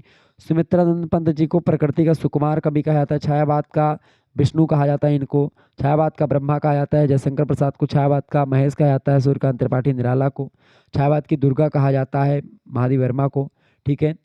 सूर्यकांत त्रिपाठी निराला की रचनाओं की अगर बात की तो इनकी रचना है परिमल, गीतिका, अनामिका, तुलसीदास, बड़ी फेमस रचनाएं हैं सूर्यकांत त्रिपाठी निराला जी की। राम की शक्ति पूजा, ठीक है, बड़ी फेमस रचना है। और इसके अलावा अगली कवित्री हैं महादेवी वर्मा जी। महादेवी वर्मा जी की बात की तो इनकी रचना है निहार, रश्मि, नीरजा, सांध गीत, दीप शिखा, ये सब रचनाएं किसकी हैं, ये सब रचनाएं महादेवी वर्मा जी की हैं, ये बात ध्यान रखेंगे। इसके अलावा 5वें जो विद्वान हैं उनका नाम है डॉक्टर राम कुमार वर्मा। डॉक्टर राम कुमार वर्मा जो है इनकी रचना है अंजलि, रूप राशि, चित्ररेखा और चंद्रकिरण। राम कुमार वर्मा जी ये भी एक प्रकार से जो है छायावाद के कवि हैं। और इसके अलावा भगवती चरण वर्मा जी की अगर बात की तो ये भी छायावाद के ही कवि हैं, भगवती चरण वर्मा जी। और मधुकर्ण, प्रेम, संगीत और मानव, ये रचनाएं भगवती चरण वर्मा जी की हैं। अच्छा, वर्मा, वर्मा और वर्मा, ये 3 वर्मा मिल करके जो है ये 3 वर्मा कौन कौन से छायावाद के हैं? तो महादेवी वर्मा, ये भी प्रश्न आपसे पूछा था, तो इन तीनों का नाम ध्यान रख लीजिएगा। सातवें विद्वान छायावाद के कवि हैं हरिवंश राय बच्चन जी। अमिताभ बच्चन जी के पिताजी हैं ये हरिवंश राय बच्चन जी। हरिवंश राय बच्चन जी की रचना है निशा, निमंत्रण, एकांत, संगीत, आकुल, अंतर, ये सब जो है इनकी रचनाएं हैं। इसके अलावा मधुशाला एक रचना है, बड़ी फेमस है। मधुशाला में दारू के बारे में है खास करके मधुशाला, लेकिन ये दारू पीते नहीं थे, दारू को हाथ भी नहीं लगाया था हरिवंश राय बच्चन जी। लेकिन अगर आप मधुशाला के बारे में दारू पीने के बाद क्या होता है उसकी अगर आप देखिएगा, पढ़िए आप मधुशाला रचना को पढ़ेंगे तो मज़ा आ जाएगा कि भाई कितना अच्छा वर्णन करते हैं वो। ठीक है, तो मज़ा आ जाएगा पढ़ने के बाद में। तो आप पढ़िएगा टाइम निकाल करके, अगर आपके समय हो आपके पास थोड़ा बहुत भी, तो मधुशाला रचना। अगला प्रश्न है, देखिए 20वां प्रश्न है, छायावाद की प्रमुख प्रवृत्तियों पर प्रकाश डालिए। छायावाद की भावगत और कलागत प्रवृत्तियां अधोलिखित हैं, मतलब नीचे लिखी गई हैं। पहली विशेषता है सौंदर्य भावना छायावाद में विद्यमान है। दूसरी विशेषता है प्रेम भावना भी विद्यमान है। तीसरा जो प्रश्न, मतलब तीसरा जो पॉइंट है, तीसरी जो विशेषता है छायावाद की, वो है मानवतावादी दृष्टिकोण। चौथी विशेषता है प्रकृति के रम्य रूपों की रचना। पांचवा है कामनीय कल्पना। और छठी है रहस्य भावना। रहस्य भावना आप देखते हैं छायावाद में जो है, अच्छा छायावाद के बारे में आप पढ़ लीजिएगा, मैंने कल वीडियो डाला उसमें छायावाद के बारे में इन सभी विशेषताओं पर चर्चा मैं कर चुका हूँ। ठीक है, मानवतावादी दृष्टिकोण क्या है कि प्रकृति का मानवीकरण किया गया है। प्रकृति को एक जो है मानव के रूप में देखा गया, सजीव रूप में देखा गया। प्रकृति खिलखिलाती है, प्रकृति हंसती है, प्रकृति बोलती है, प्रकृति चलती है, इस प्रकार से प्रकृति का वर्णन किया गया छायावादियों ने। सौंदर्य भावना आप देखते हैं, चाहे स्त्री के रूप की बात हो तो उसको एक मांसल वस्तु ना समझ करके स्त्री को एकदम से उच्च दर्जे का मानते हैं, देवी का रूप देते हैं। नारी तुम केवल श्रद्धा हो, विश्वास रजत नग पगतल में, नीर स्रोत सी बहा करो जीवन के सुंदर समतल में, ये कहते हैं। तो नारी के प्रति श्रद्धा है, कमनीय कल्पना है, रहस्य भावना है। ठीक है, रहस्य भावना का मतलब क्या होता है, जैसे कि परम सत्ता में विश्वास है, दार्शनिक चिंतन भी है, शैलीगत विशिष्टता है, संगीतात्मकता है छायावाद में। छायावाद की रचनाओं को आप पढ़ेंगे तो तुकांत वर्णन आपको मिलेगा। ठीक है, आगे देखिएगा, अगला प्रश्न है 21 नंबर क्वेश्चन है, पुष्प की अभिलाषा कविता के रचनाकार के नाम बताइए। पुष्प की अभिलाषा किसकी है भैया? पुष्प की अभिलाषा कविता के लेखक है माखनलाल चतुर्वेदी जी। कि चाह नहीं मैं सुरबाला के गहनों में गूथा जाऊं, चाह नहीं प्रेमी माला में बंद बिन प्यारी को ललचाऊं, चाह नहीं देवों के सर पर है हरि डाला जाऊं, इस प्रकार से उन्होंने लिखा है। ठीक है, माखनलाल चतुर्वेदी जी कि चाह नहीं सम्राटों के सौ पर ही हर डाला जाऊं, चाह नहीं देवों के सिर पर चढ़ भाग्य पर ठिलाऊं, मुझे तोड़ लेना ओ बनमाली उस पथ पर तुम देना फेंक, मातृभूमि पर शीश चढ़ाने जिस पथ जाए वीर अनेक, ये कहते हैं पुष्प की अभिलाषा में। तो ये रचना पुष्प की अभिलाषा। और एक रचना आपके पाठ्यक्रम में और संकलित है, जवानी कविता, बड़ी फेमस कविता है वो। अगला प्रश्न 22 नंबर, सुभद्रा कुमारी चौहान का जन्म कब हुआ था? काव्य सेनानी और स्वतंत्र कोकिला जैसे उपनामों से विख्यात है ये सुभद्रा कुमारी चौहान जी। इनका जन्म होता 16 अगस्त 1904 ईस्वी को, नाग पंचमी के दिन इनका जन्म होता है। प्रयागराज यानी इलाहाबाद जो जिसका नाम था पहले, और उससे पहले भी अगर देखें तो प्रयागराज ही नाम था उसका, मूल नाम प्रयागराज ही है। तो प्रयागराज में इनका जन्म होता है सुभद्रा जी का। सुभद्रा कुमारी चौहान जी की दो कविताएं आपके पाठ्यक्रम में संकलित हैं। एक तो है वीरों का कैसा हो बसंत, और दूसरी है झांसी की रानी। बड़ी अच्छी अच्छी कविताएं हैं इनकी, और जब आप पढ़ेंगे तो मज़ा आ जाएगा एकदम से। ठीक है, 16 अगस्त 1905 में इनका जन्म होता है इलाहाबाद यानी कि प्रयागराज के एक संपन्न परिवार में इनका जन्म होता है। और प्रयाग के क्रास्त बेट गर्ल्स कॉलेज की छात्रा रही है। 15 वर्ष की अवस्था में इनका विवाह हो जाता है खांडवा यानी मध्य प्रदेश के ठाकुर लक्ष्मण सिंह चौहान जी के साथ। विवाह के बाद सुभद्रा जी के जीवन में नवीन मोड़ आया। राष्ट्रपिता महात्मा गांधी से वो प्रभावित हो जाती हैं और पढ़ाई लिखाई सब छोड़ करके देश सेवा में तत्पर हो जाती हैं सुभद्रा जी। राष्ट्रीय कार्यों में सक्रिय भाग लेती रही और देश की स्वतंत्रता के लिए कई बार जेल भी गई हैं ये सुभद्रा जी। सुभद्रा जी की रचना झांसी की रानी और वीरों का कैसा हो बसंत जो कविताएं हैं, आज तक लाखों युवकों के हृदय में वीरता की ज्वाला धधकाती रहती हैं। और आपने तो पढ़ा होगा उनकी रचना, राष्ट्रीय चेतना की अमर गायिका हैं, वीर रस की एकमात्र हिंदी कवित्री हैं सुभद्रा कुमारी चौहान, स्वतंत्रता संग्राम की सक्रिय सेनानी रही हैं। सुभद्रा कुमारी चौहान कविताओं में सच्ची वीरांगना का ओज है, शौर्य प्रकट करती हैं ये अपनी कविताओं में। और हिंदी जगत में सुभद्रा जी की अगर बात की तो अकेली ऐसी कवित्री हैं जिन्होंने अपने कंठ की पुकारों से लाखों भारतीय युवक युवतियों को युग युग की आक्रमण उदासी को त्याग करके स्वतंत्रता संग्राम में अपने को झोंक देने के लिए प्रेरित किया है इनकी कविताओं के द्वारा। आप देखते हैं, कहती हैं कि सिंहासन हिल उठे राजवंशों ने भ्रकुटी तानी थी, बूढ़े भारत में आई फिर से नई जवानी थी, गुमी हुई आज़ादी की कीमत सबने पहचानी थी, दूर फिरंगी को करने की सबने मन में ठानी थी, चमक उठी सन 57 में वह तलवार पुरानी थी, बुंदेले हर बोलो मुँह हमने सुनी कहानी थी, खूब लड़ी मर्दानी वह तो झांसी वाली रानी थी। इस प्रकार से ये कानपुर के नाना की मुँह बोली बहन छबीली थी, लक्ष्मीबाई नाम पिता की वह संतान अकेली थी, नाना के संग पढ़ती थी वह नाना के संग खेली थी, बरछी ढाल कृपाण कटारी उसकी यही सहेली थी, वीर शिवाजी की गाथाएं उनको याद जुबानी थी, बुंदेले हर बोलो मुख हमने सुनी कहानी थी, खूब लड़ी मर्दानी वह तो झांसी वाली रानी थी। ये झांसी की रानी की कविता है और भी बड़ी लंबी कविता है, मैं व्याख्या करूंगा तो विस्तार से मैं चर्चा करूंगा इन कविताओं की, ठीक है। तो इलाहाबाद यानी प्रयागराज के निकट निहालपुर गांव में इनका जन्म होता है सुभद्रा कुमारी चौहान जी का। आगे बढ़िए, अगला प्रश्न है प्रसाद जी के काव्य संसार पर प्रकाश डालिए। जयशंकर प्रसाद जी की अगर बात की जाए तो काव्य की कृतियों में समग्र विकास को 3 चरणों में इसको बांट सकते हैं, इनके काव्य रचनाओं को या इनके कविताओं को या इनकी रचनाओं को। इनकी रचनाओं को आप जब बांटेंगे तो पाएंगे कि चित्राधार, कानन कुसुम, महाराणा का महत्व, करुणालय, प्रेम पथिक और झरना, ये पहले चरण में इनकी कविताएं या इनकी रचनाएं आती हैं, ठीक है। काव्य रचनाएं जो हैं, काव्य संसार की बात कर रहा है तो काव्य की रचनाओं पर चर्चा करेंगे। तो पहला चरण कौन कौन सा हो गया? चित्राधार, कानन कुसुम, महाराणा का महत्व, करुणालय, प्रेम पथिक और झरना, ये सब काव्य संग्रह हैं, प्रथम चरण में आते हैं। कामायनी तीसरे चरण में लिखी गई रचना है और चित्राधार में ब्रजभाषा की कविताएं संकलित हैं। कानन कुसुम की रचनाएं प्रायः इतिवृत्तात्मक हैं। महाराणा का महत्व जो रचना है वो आतुकांत मतलब अतुलकांत खासर के छंदों में लिखी गई हैं। प्रेम पथिक की भाव प्रविधि में विस्तार दिखाई देता है। झरना से छायावाद का आरंभ माना जाता है। और आंसू प्रसाद जी का जो है अन्यतम विरह काव्य है, हिंदी साहित्य का मेघदूत कहा जाता है आंसू को। लहर में प्रसाद जी ने अनेक प्रतिनिधि गीत गाए हैं और कामायनी में सर्वांग पूर्ण जीवन दर्शन, नारी पुरुष का संपूर्ण चित्रण, नवीन परिस्थितियों का व्यापक निरूपण, ये सब आपको कामायनी में मिल जाएगा।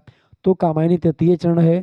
पहला चरण में आप देखते हैं चित्राधार, कानन कुसुम, महाराणा का महत्व, करुणालय, प्रेम पथिक, ये सब आते हैं। झरना, इसके बाद में आंसू, लहर, आंसू ये सब और लहर, कामायनी मतलब लहर, ये सब आते हैं आपका सेकंड में, और तीसरे में आपका कामायनी वगैरह आ जाते हैं।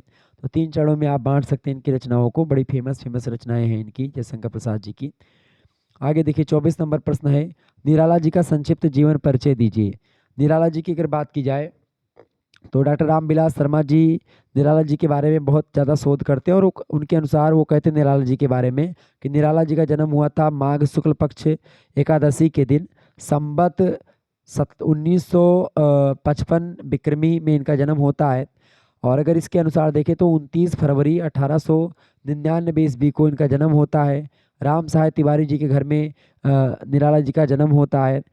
निराला जी की अगर बात की है तो सौष्ठववादी आलोचक रहे हैं आचार्य नंद दुलारे वाजपेयी जी। उन्होंने कहा कि 1911 में निराला जी का विवाह हुआ था। रायबरेली जिले के डलमऊ नामक स्थान के निवासी थे श्री रामदयाल दुबे जी, उन्हीं की पुत्री थी मनोहारा देवी। उन्हीं मनोहारा देवी के साथ इनका विवाह होता है। मनोहारा देवी जी से पुत्र होता है। निराला जी की पुत्री होती हैं, एक पुत्र होता है, गलत, पुत्री होती हैं, उनका नाम है सरोज। और सरोज, जब सरोज की भी मृत्यु हो जाती है उसके बाद में सरोज स्मृति रचना लिखते हैं। 1930 ईस्वी में श्री शिवशेखर द्विवेदी के जी के साथ जो है एक प्रकार से पुत्री सरोज का विवाह भी होता है।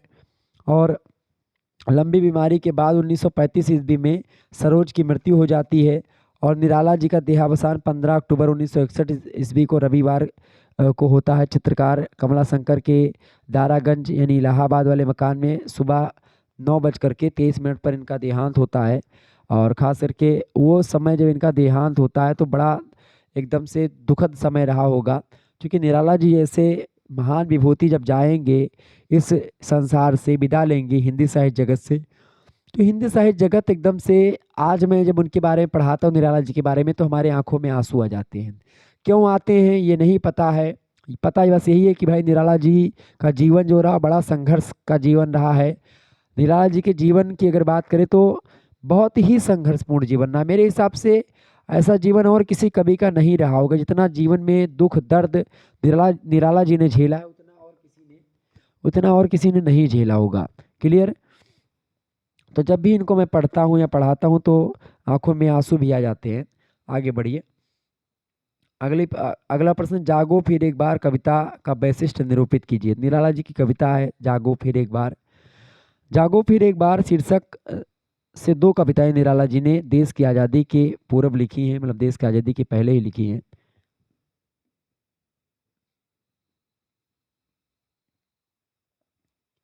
इन कविताओं में महाप्राण निराला पराधीनता की बेड़ियों में जकड़े भारतीयों को भारत के वीर पुरुषों, योद्धाओं और देशभक्त एवं बलिदानी अमर शहीदों की याद दिलवाते हैं और देशवासियों के पौरुष और पराक्रम को ललकारते हैं। इसके अलावा देशवासियों से अपेक्षा करते हैं निराला जी कि वे अंग्रेजों के साम्राज्य और आधिपत्य की बेड़ियों को तोड़ करके फेंक दें। और इस कविता में निराला जी ने राष्ट्रीय एकता का प्रबल स्वर मुखरित किया है। वास्तव में यह कविता निराला का जागरण गीत है। निराला जी इस कविता की उक्त विशेषताएं खास करके रही हैं और उसको सामान्य रूप से विशेषता मतलब विशेष भी बनाती हैं। और ये सारी विशेषताएं जो निराला जी की रही हैं वो बड़ी फेमस रही हैं। और निराला जी खास करके मैं जब बताता हूँ निराला जी के बारे में तो आपको बता दूं कि निराला जी, उनकी कविताएं जल्दी प्रकाशित भी नहीं होती थी, क्योंकि ये ऐसे व्यक्ति हैं, क्रांति इनमें थी निराला जी में। सरोज इनकी पुत्री हैं, देहांत हो जाता है उनका, बहुत दुखी होते हैं, रचना लिखते हैं सरोज स्मृति उन्हीं की याद में, सरोज की। तो आप देखिए कि अच्छा, अपनी पुत्री की सुंदरता का भी ऐसा वर्णन करते हैं निराला जी कि वैसा और कभी उस समय नहीं कर सकता था। अपनी पुत्री के बारे में, आप दूसरे की पुत्री के बारे में उसकी सुंदरता का वर्णन आप कर देते हैं, आपको संकोच नहीं होता है, आप डरते भी नहीं हैं। लेकिन जब निराला जी अपनी पुत्री का बखान करते हैं, वैसा कभी अपनी पुत्री का बखान या कोई भी व्यक्ति आज भी नहीं करता होगा जैसा निराला जी ने किया है। वो एकदम से खुले व्यक्ति थे, किसी प्रकार का कोई लाग लपेट की बातें नहीं किया करते थे निराला जी। ठीक है, आगे देखिए। अगला प्रश्न है 26 नंबर, निराला उपनाम को सर्वाधिक ख्याति किस पत्र में मिली? तो मतवाला पत्र से निराला उपनाम, सूर्यकांत त्रिपाठी इनका नाम था, निराला इनका उपनाम है। और मतवाला जो पत्रिका है उसी से इनको निराला की उपाधि जो है, निराला जो है इनका नाम फेमस होता है। 27 नंबर प्रश्न है, कभी कुछ ऐसी तान सुनाओ जिससे कुछ उथल पुथल मच जाए। ये किसकी रचना है? बालकृष्ण शर्मा नवीन जी की रचना है। आगे देखिएगा, बालकृष्ण शर्मा नवीन जी की रचना है। कौन सी रचना भाई? कभी कुछ ऐसी तान सुनाओ जिससे कुछ उथल पुथल मच जाए। ठीक है, किसकी है भैया? बालकृष्ण शर्मा नवीन जी की है। आपके पाठ्यक्रम में कविता संकलित है कि कभी कुछ ऐसी तान सुनाओ जिससे उथल पुथल मच जाए। एक हिलोर इधर से आए, एक हिलोर उधर से आए, प्राणों के लाले पड़ जाएं, त्राहि त्राहि स्वर नभ में छाए, नाश और सत्यानाशों का धुआंधार जग में छा जाए, बरसे आग जलत जल जाएं, भस्म सात भोधुर हो जाएं, पाप पुण्य सद सद भालों की धूल उड़ उठे दाएं बाएं। इस प्रकार से कभी कुछ ऐसी तान सुनाओ जिससे उथल पुथल मच जाए। और लंबी कविता है। बालकृष्ण शर्मा नवीन जी का जन्म होता है 1898 में, उज्जैन के निकट भुलालपुर पड़ता है, उसी गांव में इनका जन्म हुआ था। इनके पिताजी का नाम था पंडित यमुना प्रसाद और साधारण स्थिति के ब्राह्मण थे ये। नवीन जी कानपुर में श्री गणेश शंकर विद्यार्थी जी के संपर्क में आए और गांधी जी के सत्याग्रह आंदोलन में ये अपना कॉलेज छोड़ करके आ जाते हैं। और कई बार जेल की यात्राएं भी नवीन जी ने करी हैं। तो नवीन जी भी बड़े फेमस व्यक्ति हैं। उर्मिला, कुमकुम, रश्मि रेखा, ये सब रचनाएं इनकी हैं, बड़ी फेमस हैं। ठीक है, राष्ट्रीय संग्राम से जुड़े रहे हैं, राष्ट्रीय काव्य लिखे कई सारे, तो वो हैं बालकृष्ण शर्मा नवीन। अगला प्रश्न है, अटल बिहारी वाजपेयी के राजनीतिक जीवन पर टिप्पणी कीजिए। अटल बिहारी वाजपेयी जी की अगर बात किया तो इनके राजनीतिक जीवन जो रहा है संघर्ष और जो है उपलब्धियों का रहा। संघर्ष एक तरफ रहा, दूसरी तरफ उपलब्धियां भी बहुत हासिल करी। अटल बिहारी वाजपेयी जी भारत के प्रधानमंत्री भी रहे हैं। अटल बिहारी वाजपेयी के राजनीतिक चिंतन और संघर्ष को संक्षेप में इस प्रकार से देखा जा सकता है, जैसे कि वर्ष 1968 और 1973 तक वे खास करके राष्ट्रीय अध्यक्ष रहे। 8 बार लोकसभा के और जो है राज्यसभा के सदस्य 2 बार रहे। मोरारजी देसाई की सरकार में वर्ष 1977 से लेकर के 1979 ईस्वी तक विदेश मंत्री रहे और उन्होंने भारतीय जनता पार्टी के अध्यक्ष पद का दायित्व भी संभाला और बाद में प्रधानमंत्री भी रहे। ठीक है, आगे देखिएगा 29 नंबर प्रश्न है, मातृ वंदना का भावार्थ प्रस्तुत कीजिए। भावार्थ, मातृ वंदना। कभी मातृ भूमि की वंदना करते हुए भारतवासियों को कष्ट हरने की प्रार्थना करता है और वह निवेदन करता है कभी कि उसके बलिदान को स्वीकार कर मातृभूमि की उसको सेवा का अवसर दे। क्योंकि मातृ वंदना जो है ये मातृभूमि जो कविता है ये संकलित है मैथिली शरण गुप्त की कविता है। कौन सी? मातृभूमि। ठीक है, किसकी भैया? मातृभूमि कविता मैथिली शरण गुप्त जी की रचना है मैथिली मतलब मातृभूमि। और मातृभूमि में आप देखते हैं कविता है कि नीलांबर परिधान हरित पट पर सुंदर है, सूर्य चंद्र युग मुकुट में खला रत्नाकर है, नदियाँ प्रेम प्रवाह फूल तारे मंडल हैं, करते अभिषेक पयोध हैं, बलिहारी इस भेष की, हे मातृभूमि तू सत्य ही है, सगुण मूर्ति सर्वेश की। तो जो मातृभूमि है उसमें भावार्थ यही है कि भाई कविता जो है मातृभूमि उसमें कहा गया कि भाई मातृभूमि आप मातृभूमि सभी को सब कुछ देती है, दुनिया भर हम उसको उस पर अपना लात रखते हैं, जूता चप्पल पहन करके उस पर चलते हैं, उसको लगातार जो है पैरों से कुचलते हैं, फिर भी मातृभूमि जो है हमको अपनी गोद से नहीं फेंकती है। वो माता सबसे बड़ी माता है। ठीक है, जो बच्चों को अपने गोद में चाहे बच्चा उसको मारता है पीटता है, ठीक है, कचरा करता है प्रदूषित करता है, फिर भी वो अपने बालकों को कुछ नहीं बोलती है, सब कुछ सहन करने में सक्षम है, वो है माँ। ठीक है, मातृभूमि। आगे देखिएगा अगला प्रश्न आपकी स्क्रीन पर आ चुका है, फटाफट से आप देखेंगे और वीडियो को लाइक और शेयर कर दीजिएगा ताकि इसी प्रकार से टाइम टू टाइम आपको नोटिफिकेशन मिलता रहे। 30 नंबर प्रश्न है, बालकृष्ण शर्मा नवीन पर टिप्पणी कीजिए। द्विवेदी युग के समादृत कवि रहे हैं, पत्रकार, स्वतंत्रता सेनानी पंडित बालकृष्ण शर्मा नवीन जी का जन्म हुआ था 8 दिसंबर 1897 को ग्वालियर राज्य के भयाना नामक गांव में इनका जन्म हुआ था, पंडित बालकृष्ण शर्मा नवीन जी का। ठीक है, पंडित बालकृष्ण शर्मा नवीन जी की अगर बात की जाए तो बालकृष्ण शर्मा नवीन जी जो हैं ये एक प्रकार से कहीं कहीं पर आपको मिलता है इनका जन्म भुजालपुर या भयाना, ठीक है, अलग अलग स्थानों पर अलग अलग जगह मिलती है। उज्जैन के निकट पड़ता है खास करके, वही ग्वालियर राज्य में मतलब ग्वालियर स्थान पर। ठीक है, ध्यान रखेंगे। कब हुआ था इनका जन्म भैया? 1897 1898 में 8 दिसंबर को हुआ था। तो कहीं कहीं पर 98 मिल जाता है, कहीं किसी बुक में, और किसी किसी बुक में आपको 1897 मिलेगा। 8 दिसंबर को जन्म हुआ था। भयाना या फिर आप बोलेंगे भुजालपुर नामक गांव में हुआ था। ठीक है, जो भी मिले। 1917 में स्कूली शिक्षा पूरी करके गणेश शंकर विद्यार्थी के कानपुर आश्रम में रह करके कॉलेज की पढ़ाई कर रहे थे। तभी 1920 ईस्वी में गांधी जी का सत्याग्रह आंदोलन में जब गांधी जी ने आह्वान किया तो गांधी जी के आह्वान पर ये पढ़ाई छोड़ करके देश की व्यवहारिक राजनीति में शामिल हो जाते हैं और फिर जीवन प्रयत्न जो है राजनीति से उनका नाता बना रहा गणेश शंकर विद्यार्थी मतलब इनका बालकृष्ण शर्मा नवीन जी का। और स्वतंत्रता के बाद भारतीय संविधान निर्मात्री परिषद के सदस्य, संसद सदस्य और राजभाषा आयोग के सदस्य के रूप में बालकृष्ण शर्मा नवीन जी ने महत्वपूर्ण योगदान दिया। वर्ष 1921-22 के दौरान वह प्रभा पत्रिका के संपादक भी रहे। गणेश शंकर विद्यार्थी की मृत्यु के पश्चात 1931 ईस्वी में प्रताप जो है जो पत्रिका थी प्रताप, उसके प्रधान संपादक का उत्तरदायित्व उन्होंने संभाला और इन पत्रिकाओं की अभिव्यक्ति या अभिव्यक्त उनकी संपादकीय टिप्पणियों को उनकी निर्भीकता और मुखरता के लिए सराहा भी गया। वह एक ओजस्वी वक्ता थे और बिना डरे ही हर बातों को कह दिया करते थे बालकृष्ण शर्मा नवीन जी। ठीक है, ध्यान रखेंगे इस बात को। इनकी मृत्यु की अगर बात की जाए तो 29 अप्रैल 1960 में इनकी मृत्यु हो जाती है और खास करके पंचतत्व में विलीन हो जाते हैं ये। क्लियर, आगे बढ़िएगा। अगला प्रश्न है 31 नंबर क्वेश्चन है, राष्ट्रीय काव्यधारा के प्रमुख कवि कौन कौन है, नाम बताएं। आपसे प्रश्न पूछ लेगा। तो क्या क्या नाम है भैया? देखिए, पहला नाम किसका है? सुभद्रा कुमारी चौहान जी राष्ट्रीय काव्यधारा से जुड़ी रही हैं। इसके अलावा राष्ट्रीय काव्यधारा से माखनलाल चतुर्वेदी जी, केदारनाथ मिश्रा जी, मोहनलाल महतो वियोगी जी, सोहनलाल द्विवेदी, श्यामनारायण पांडे, सिया राम शरण गुप्ता जी, बालकृष्ण शर्मा नवीन, रामधारी सिंह दिनकर, ये सब ऐसे कवि हैं जो कि राष्ट्रीय काव्यधारा के प्रमुख कवि हैं। ये बात ध्यान रखेंगे। नाम ध्यान रख लीजिएगा इन सभी का, जो आपके पाठ्यक्रम में संकलित है उनका, उनमें से किसी का भी लिख देंगे तो आपका काम हो जाएगा, और ये प्रश्न जरूर पूछा जाएगा एग्जाम में। 32 नंबर क्वेश्चन देखेंगे, आओ बच्चों तुम्हें दिखाएं झांकी हिंदुस्तान की। आओ बच्चे तुम्हें दिखाएं झांकी हिंदुस्तान की, ये जो है रचना खास करके किसने लिखा है, बताएं। ये रचना किसने लिखा है भाई, फटाफट से आप लोग बताने का प्रयास करेंगे, आपके पाठ्यक्रम में संकलित है, बताइएगा, फटाफट से आप बताएंगे। आओ बच्चों तुम्हें सुनाएं क्या, तुम्हें दिखाएं झांकी हिंदुस्तान की, किसने लिखा है भैया, फटाफट से आप सभी लोग बताने का प्रयास करेंगे।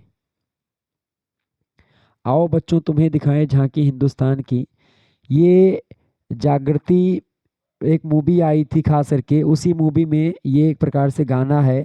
1954 में प्रकाश मतलब उस किस मतलब मूवी आई थी जागृति मूवी, उसी का गाना है। ठीक है, प्रदीप कवि प्रदीप है इसके, और हिंदी फिल्मों का एक गाना है ये, तो ध्यान रखेंगे इस बात को। तो 1954 ईस्वी में आई डायरेक्टर सत्यन बोस की फिल्म है जागृति, उसी का एक बेहतरीन गीत है ये। आओ बच्चे तुम्हें दिखाएं झांकी हिंदुस्तान की, यह गीत बच्चों को स्वतंत्रता का मूल्य सिखाता है। और आपको बता दूं ये जो गीत है एक खास करके कवि प्रदीप के द्वारा लिखा गया है, डायरेक्टर हैं सत्यन बोस जी। ठीक है, ये बात भी ध्यान रखेंगे। तो ये सब रचनाएं जो हैं आपको पढ़नी पड़ेंगी, मतलब फेमस फेमस रचनाएं हैं, और आपके पाठ्यक्रम में संकलित भी हैं। तो और भी सारी बहुत सारी कविताएं हैं आपके पाठ्यक्रम में संकलित हैं, जिनको आपको पढ़ना पड़ेगा। ठीक है, शायर लुधियानवी का भी कुछ चीज़ें आपको पढ़ना पड़ेगा। इसके अलावा और भी जो है हम लाए हैं तूफान से कश्ती निकाल के, जागृति का ही एक गाना ये भी है, इसको भी आपको पढ़ना है। तो इसी प्रकार से ये सब आपको पढ़ना पड़ता है, कवि प्रदीप की और भी तमाम सारी गाना इन्होंने लिखा है। ठीक है, ऐ मेरे वतन के लोगों जरा आँख में भर लो पानी, ये शुभ दिन है हम सब का लहरा दो तिरंगा प्यारा। तो ये सब आपको पढ़ना पड़ेगा। ठीक है, बड़े फेमस फेमस हैं। आओ बच्चों तुम्हें दिखाएं झांकी हिंदुस्तान की, इस मिट्टी से तिलक करो ये धरती है बलिदान की, वंदे मातरम वंदे मातरम। उत्तर में रखवाली करता पर्वत राज विराट है, दक्षिण में चरणों को धोता सागर का सम्राट है। जमुना जी के तट को देखो गंगा का ये घाट है, बाट बाट में हाट हाट में यहाँ निराला ठाठ है। देखो ये तस्वीरें अपने गौरव की अभिमान की, इस मिट्टी से तिलक करो ये धरती है बलिदान की, मातरम वंदे मातरम। तो ये रचना जो है आओ बच्चों तुम्हें दिखाएं झांकी हिंदुस्तान की, प्रकाश मतलब मूवी आई थी जागृति 1954 में, उसी मूवी का ये गीत है। ठीक है, तो डायरेक्टर हैं सत्यन बोस जी, फिल्म जागृति 1954 में मूवी आई थी ये, और स्वतंत्रता का मूल्य सिखाता है। इस गीत को लिखा और गाया है कवि प्रदीप ने, संगीत से सजाया है इसको हेमंत कुमार जी ने, और आज़ादी के 7 साल बाद बच्चों को केंद्र में रख करके बनाई गई यह फिल्म बच्चों को सकारात्मक भविष्य की दिशा दिखाने की कोशिश करती है। और एक तरह यह गीत देश के नैनिहालों को भारत के भौगोलिक आभा से परिचित कराता है। दूसरी ओर राजस्थान से लेकर के बंगाल तक के स्वतंत्रता संग्राम के बलिदानियों की इतिहास गाथा भी प्रस्तुत करता है। यह गीत भारत को मिट्टी को तिलक बना करके मस्तक पर सजाने का आह्वान करते हुए देश के मतलब कि नौनिहाल जो हैं उन नौनिहालों को इसके स्वर्णिम इतिहास से परिचित करवाना है, ताकि जो हमारे नए नए बच्चे आ रहे हैं, नौनिहाल नवागंतुक बच्चे हमारे जो भविष्य हैं देश के, उन्हीं को एकदम से आगे बढ़ाने का काम या उन्हीं को मोटिवेट करने का काम ये कविता करती है। अगला प्रश्न आप देखिएगा, 33 नंबर क्वेश्चन से, देश रंगीला किसका प्रसिद्ध गीत है। देश रंगीला किसका जो है प्रसिद्ध गीत है भैया। देश रंगीला जो गीत है ये गीत है भाई किसका, एक देशभक्ति गीत है और समकालीन दौर एक चर्चित गीत है, और यह गीत फिल्म फना मूवी का है। फना मूवी आमिर खान की 2006 में रिलीज हुई थी। इस देशभक्ति गीत को इसके गायक है महालक्ष्मी अय्यर, उन्होंने गाया है। और इस गाने का संगीत और निर्देशक जो दिया है, या संगीत के निर्देशक जो हैं वो हैं जतिन ललित। प्रसून जोशी के द्वारा लिखे गए इस गीत में भारतवर्ष की लोक संस्कृति को उसकी भव्यता के साथ अभिव्यक्त किया गया है। यहाँ की जीवन शैली, बोली भाषा, वस्त्र, तीज त्योहार, इन सभी को गीतों में सजा करके प्रस्तुत किया गया है। तो इस गीत के निर्देशक हैं कौन, जतिन ललित।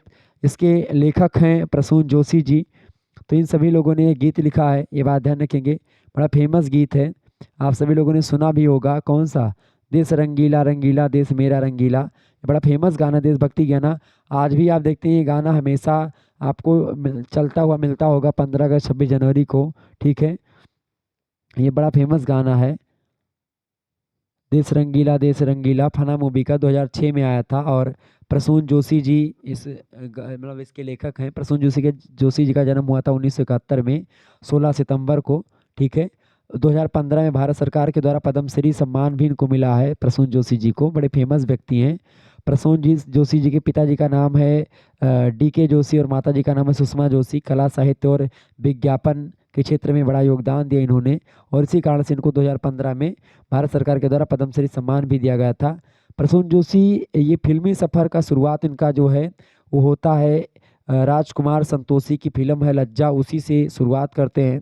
इसके बाद यश चोपड़ा की फिल्म आती है हम तुम, उसके लिए कार्य किया। और इसके अतिरिक्त इन्होंने फना मूवी में काम किया, फना मूवी गाने, फिर रंग दे बसंती, तारे जमी पर और ब्लैक, इन सभी मूवी के लिए काम किया। ठीक है, 2007 में प्रसून जोशी को फिल्म मिली फना, उसमें गाना गाया इन्होंने। और चांद सिफारिश, तो कई सारे चांद सिफारिश, और 2008 में तारे जमी पर, तो कई सारे गाना इन्होंने गाए हैं। फिल्म फेयर सर्वश्रेष्ठ गीतकार का पुरस्कार भी जीत चुके हैं ये प्रसून जोशी जी। देश रंगीला गाना जो है वो है कि कदम, यहाँ हर कदम कदम पर धरती बदले रंग, यहाँ की बोली में रंगोली सात रंग, यहाँ पर, यहाँ हर कदम कदम कदम कदम पे धरती बदले रंग, यहाँ की बोली में रंगोली सात रंग, धानी पगड़ी पहने मौसम है, नीली चादर लाने अंबर है, नदी सुनहरी हरा समंदर है, रे सजीला देश रंगीला, रंगीला देश मेरा रंगीला। तो ये जो है गाना है और बड़ा फेमस गाना है और बड़ा अच्छा लगता है जब बजता है। तो ये अमर गायक रहे हैं खास करके, और बड़े फेमस गायक हैं, अभी भी हैं। ठीक है, आगे देखिएगा, अगला प्रश्न आपकी स्क्रीन पर आ चुका, फटाफट से आप देखेंगे। 34 नंबर क्वेश्चन से प्रश्न क्या है भैया, प्रश्न आपकी स्क्रीन पर आ चुका है। प्रश्न है 34 नंबर, अय मेरे वतन के लोगों जरा आंख में भर लो पानी। तो ये बड़ा फेमस गीत है, और जब इसको आप देखते हैं 26 जनवरी 15 अगस्त को बजता है तो ऐसा लगता है, मतलब आंखों में आंसू आ जाते हैं इस गीत को पढ़ने के बाद में। ये प्रसिद्ध देशभक्ति गीत है, कवि प्रदीप ने इसको भी लिखा है, और इसे संगीत से सजाया है श्री रामचंद्रा जी ने। लता मंगेशकर जी ने अपने सुर दिए हैं इसको। और यह गीत 27 जनवरी 1963 को पहली बार नई दिल्ली के नेशनल स्टेडियम में गाया गया था। इस दौरान वहां पर तत्कालीन राष्ट्रपति डॉक्टर सर्वपल्ली राधाकृष्णन और तत्कालीन प्रधानमंत्री पंडित जवाहरलाल नेहरू जी भी विद्यमान थे। यह गीत आज़ादी का जश्न मनाने वाले भारतीयों को वीर बलिदानों की याद दिलवाता है, और बड़ा अच्छा गीत है, मुझे तो बहुत पसंद है ये गीत। अगला प्रश्न आप देखेंगे, अगला प्रश्न आपकी स्क्रीन पर आ चुका है, बड़ा फेमस मतलब बड़ा अच्छा प्रश्न है, परीक्षा में आ सकता है।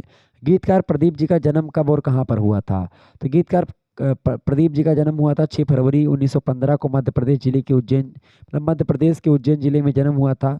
इनका वास्तविक नाम है रामचंद्र नारायण द्विवेदी प्रदीप जी का। ठीक है, ध्यान रखेंगे। अगला प्रश्न 36 नंबर, गुलशन बावरा का पूरा नाम क्या है? गुलशन बावरा का पूरा नाम क्या है भाई, फटाफट से आप बताएंगे। गुलशन बावरा जो है वो भी बड़े फेमस गीतकार रहे हैं गुलशन बावरा। और गुलशन बावरा जी का जन्म हुआ था 12 अप्रैल को। ठीक है, ये बात ध्यान रखिए, कब जन्म हुआ है भाई इनका? इनका 12 अप्रैल को जन्म हुआ था 1937 में, पंजाब में इनका जन्म होता है। और खास करके ये जो है गुलशन बावरा जी की अगर बात की जाए तो गुलशन बावरा जी शुरुआत से ही फिल्मों में आना चाहते थे, लेकिन 1955 ईस्वी में मुंबई में रेलवे क्लर्क की नौकरी करते हैं। और गुलशन जी ने फिल्म ब्रेक पाने के लिए काफ़ी मेहनत करी, और आप देखते हैं कि ये फिल्म फेयर सर्वश्रेष्ठ गीतकार पुरस्कार भी जीत चुके हैं 1974 में। इनका गाना था यारी है ईमान मेरा, फिल्म जंजीर से ये गाना है। और फिल्म फेयर सर्वश्रेष्ठ गीतकार का पुरस्कार 1968 में भी प्राप्त कर चुके थे। मेरे देश की धरती फिल्म है उपकार, और मेरे देश की धरती गाना है मेरे देश की धरती सोना उगले उगले हीरे मोती, मेरे देश की धरती। ये आपके पाठ्यक्रम में संकलित है। उपकार मूवी है, 1967 में आई थी मूवी, बड़ी फेमस मूवी है। आप देखेंगे उपकार मूवी को तो यूट्यूब पे शायद मिल जाए आपको, शायद मिले कि ना मिले मुझे पता नहीं है, लेकिन अगर आप सर्च करेंगे तो शायद आपको मिल जाए। गुलशन बावला जी की मृत्यु हो चुकी है, 2009 में इनकी मृत्यु हो गई थी, कैंसर हो गया था इनको। 7 अगस्त को 2009 में इनकी मृत्यु हो जाती है गुलशन बावला जी की। बड़े फेमस गीतकार हैं। मेरे देश की धरती सोना उगले उगले हीरे मोती, मेरे देश की धरती, बैलों के गले में जहाँ घुंघरू जीवन का राग सुनाते हैं, जीवन का राग सुनाते हैं, गम कोसों को दूर हो जाता है, खुशियों के कमल मुस्काते हैं। ठीक है, ये इनका गीत है, बड़ा फेमस गीत है। हालांकि मैं गीतकार तो हूँ नहीं और ना मैं गा पाता हूँ, मेरा गला वैसे ही खराब रहता है, तो माफ़ी चाहूँगा। गानों का एकदम से ऐसी तैसी कर देता हूँ मैं, खास करके अच्छा नहीं लगता मुझको ऐसे आपको बताने में गाना। हालांकि वो ऐसे ही पढ़ ही पाता हूँ मैं गाना वगैरह को, मतलब मुझे राग वाग में बहुत कम मतलब वो है ना, इंटरेस्ट बहुत कम, मतलब गाने में थोड़ा सा दिक्कत होती है। मेरा गला खराब है, चूँकि शुरुआत से चूँकि मेरा क्या रहा है कि बोलने का शुरू से ही काम रहा है। मैं जब से कक्षा 6 या 7 में था तब से मैं लोगों के यहाँ जा कर के पूजा करवाता हूँ, ये कथा सत्यनारायण जी की कथा बाँचता हूँ, अखंड रामायण वगैरह हो गया तो उसमें रामचरितमानस का पाठ करना हुआ या अन्य जगहों पर जाना हुआ, तो शुरुआत से ही मैं जुड़ा रहा, खास करके बोलने के काम से ही, कथा बाँचने में।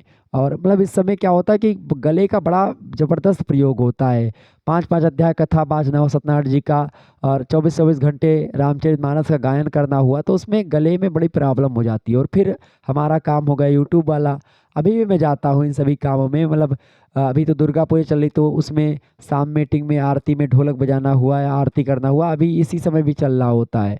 क्लियर? तो इसीलिए आप देखते हैं क्लासेस थोड़ी थोड़ी बहुत कम ही हो पाती है, इस समय एक ही 2 क्लास हो पाती है। ठीक है, जब तक नवरात्रि चल रही है। तो गुलशन बावरा जी की बात की तो इनका मूल नाम गुलशन कुमार मेहता है। इन्हें बावरा यानी पगला उपनाम इनकी फिल्म वितरक संती भाई पटेल ने दिया था, और कालांतर में यह नाम इतना प्रसिद्ध हो गया कि पूरा फिल्मी जगत इन्हें इसी नाम से पुकारने लगा। अपनी साहित्यिक सोच और समझ के कारण गुलशन बावरा फिल्म संगीत से जुड़े थे और उनकी कल्पनाशीलता ने उन्हें फिल्म जगत में आसमान पर स्थापित कर दिया, और कई बार फिल्म फेयर अवार्ड भी पा चुके सर्वश्रेष्ठ गीतकार का। अगला प्रश्न है, कैफी आजमी को किस पुस्तक पर साहित्य अकादमी पुरस्कार मिला था? तो आवारा सिजदे पर साहित्य मतलब साहित्य अकादमी पुरस्कार मिला। सोवियत लैंड नेहरू अवार्ड से भी सम्मानित किया गया था इसी पुस्तक पर इनको, कैफी आजमी जी को। 38 नंबर प्रश्न है, श्याम नारायण पांडे जी का जन्म कब और कहाँ पर हुआ था? तो श्याम नारायण पांडे जी का जन्म कब हुआ था भैया और कहाँ पर हुआ था? श्याम नारायण पांडे जी का जन्म हुआ था 1907 ईस्वी में, आजमगढ़ जिले के डुमराव नामक गांव में इनका जन्म होता है। अगला क्वेश्चन आप देखिएगा, 39 नंबर प्रश्न है, द्वारिका प्रसाद माहेश्वरी जी का जन्म कब और कहाँ पर हुआ था? रचना क्रम पर प्रकाश डालिए इनके। द्वारिका प्रसाद माहेश्वरी जी का जन्म हुआ था 1 दिसंबर 1916 को, आगरा के रोहता में इनका जन्म होता है। इनकी संपूर्ण शिक्षा आगरा में ही पूर्ण हुई थी। इलाहाबाद मतलब सॉरी, इन्होंने बाल साहित्य पर 26 पुस्तकें लिखी हैं, किसने? द्वारिका प्रसाद माहेश्वरी जी ने, जिसके कारण से इनको बच्चों का गांधी भी कहा जाता है। तो बच्चों का गांधी किसको कहते हैं? द्वारिका प्रसाद माहेश्वरी जी को कहते हैं। इनकी अधिकांश रचनाएं आप देखते हैं उनमें देश प्रेम, वीरता, प्रकृति पर आधारित इनकी रचनाएं आपको मिलेंगी। प्रयागराज में इन्होंने गुंजन नामक संस्था भी बनाई, जिसकी गोष्ठियां समय समय पर जो है हिंदी साहित्य सम्मेलन के कक्ष में होती रहती थी। ये काव्य मंचों पर काव्य पाठ भी किया करते थे खास करके, और विद्यार्थी जीवन से ही इन्होंने लेखन कार्य प्रारंभ कर दिया था, और बाल गीत के क्षेत्र में उन्होंने सराहनीय कार्य किया। और जितने भी बाल गीत आप देखते हैं आपके पाठक मतलब कविताओं, जितने भी कविताएं आप पढ़ते वगैरह होंगे बचपन में, जितनी भी चीज़ें आप पढ़ी हैं उसमें कहीं ना कहीं पे आप देखेंगे कि इनका नाम जरूर आता होगा। ठीक है, और ये बड़े फेमस व्यक्ति रहे हैं, और बाल गीत के मामलों में तो इनका नाम ही जो है आप बताए, बच्चों का गांधी इनको कहा जाता है। ठीक है, बच्चों को गांधी कहा जाता है, तो आप सोच लो कि भाई बच्चों को लेकर के द्वारिका प्रसाद माहेश्वरी जी ने क्या क्या किया होगा। द्वारिका प्रसाद माहेश्वरी जी की अगर बात की जाए तो बड़े फेमस व्यक्ति रहे हैं द्वारिका प्रसाद माहेश्वरी, और सोहनलाल द्विवेदी जी, इन सभी लोगों ने बहुत काम किया है। ठीक है, इन्होंने बहुत सारी जो है रचनाएं लिखी। आपके पाठ्यक्रम में इनकी जो रचनाएं हैं उनमें खास करके रचना है उठो वीर के अमर सपूतों, और एक वीर तुम बढ़े चलो, वीर तुम बढ़े चलो, धीर तुम बढ़े चलो। ठीक है, ये जो है हाथ में ध्वजा रहे, बाल दल सजा रहे, ध्वज कभी झुके नहीं, दल कभी रुके नहीं, वीर तुम बढ़े चलो, धीर तुम बढ़े चलो, सामने पहाड़ हो सिंह की दहाड़ हो, तुमने डरो नहीं, तुमने डटो वहीं, वीर तुम बढ़े चलो, धीर तुम बढ़े चलो। ठीक है, अच्छा, इसी कविता को मैंने बदला भी था कि वीर तुम बढ़े चलो, धीर तुम बढ़े चलो, सामने पहाड़ हो तो बगल से निकल चलो। तो हालांकि वो सब तो बच्चों का गांधी इनको कहा जाता है। और खास करके अगर देखें तो ये काव्य मंचों पर काव्य पाठ भी किया करते थे। और बाल गीत के क्षेत्र में इन्होंने सराहनीय कार्य किया है। स्वाधीनता के उपरांत इनका पहला बाल गीत कातो और गाओ सन 1949 में प्रकाशित हुआ। इसके बाद इन्होंने इनके लगभग 26 बाल साहित्य की किताबें लिखी गई। तो बाल साहित्य पर उन्होंने बड़ा काम किया। अगला प्रश्न है 40 नंबर, उठो धरा के अमर सपूतों, इसका सारांश लिखिए। उठो धरा के अमर सपूतों, ये कविता है द्वारिका प्रसाद महेश्वरी जी की। उठो धरा के अमर सपूतों, पुनः नया निर्माण करो, जन जन के जीवन में फिर से नई स्फूर्ति नव प्राण भरो। नया प्रभात है, नई बात है, नई किरण है, जोत नई, नई उमंग है, नई तरंगे, नई आस है, सांस नई, युग युग के मुरझे सुमनों में नई नई मुस्कान भरो। उठो धरा के अमर सपूतों, पुनः नया निर्माण करो। डाल डार पर बैठे बिहग कुछ नए स्वरों में गाते हैं, गुन गुन गुन गन गन करते भौरे मस्त हुए मंडराते हैं। नवयुग की नूतन वीणा में नया राग नवगान भरो। उठो धरा के अमर सपूतों, पुनः नया निर्माण करो। ये कविता आपके पाठ्यक्रम में संकलित है। कली कली खिल रही इधर वह फूल फूल मुस्काया है, धरती माँ की आज हो रही नई सुनहरी काया है।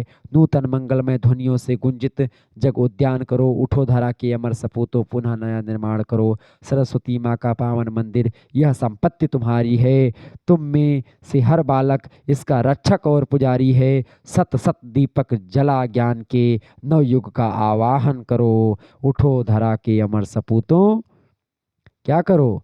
उठो धरा के अमर सपूतों, पुनः नया निर्माण करो। ये कविता है द्वारिका प्रसाद महेश्वरी जी की।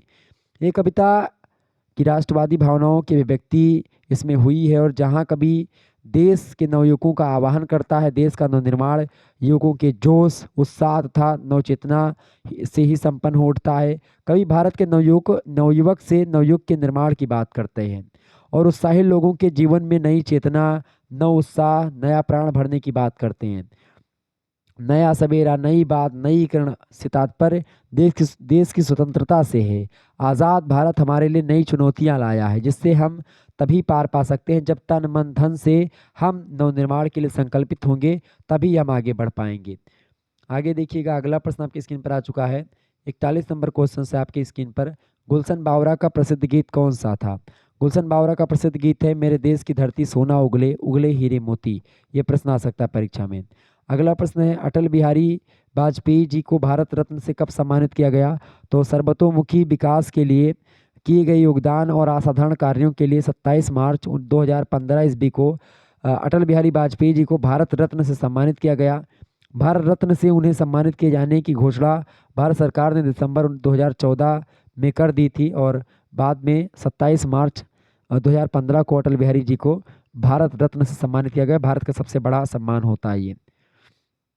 43 नंबर क्वेश्चन से और लास्ट प्रश्न इस वीडियो का, राणा प्रताप की तलवार जो कविता है इसका सारांश लिखिए। राणा प्रताप की तलवार ये कविता बड़ी फेमस कविता है। और आपको बता दूं, राणा प्रताप की तलवार जो कविता है ये खास करके श्याम नारायण पांडे जी ने लिखा है। किसने लिखा भैया?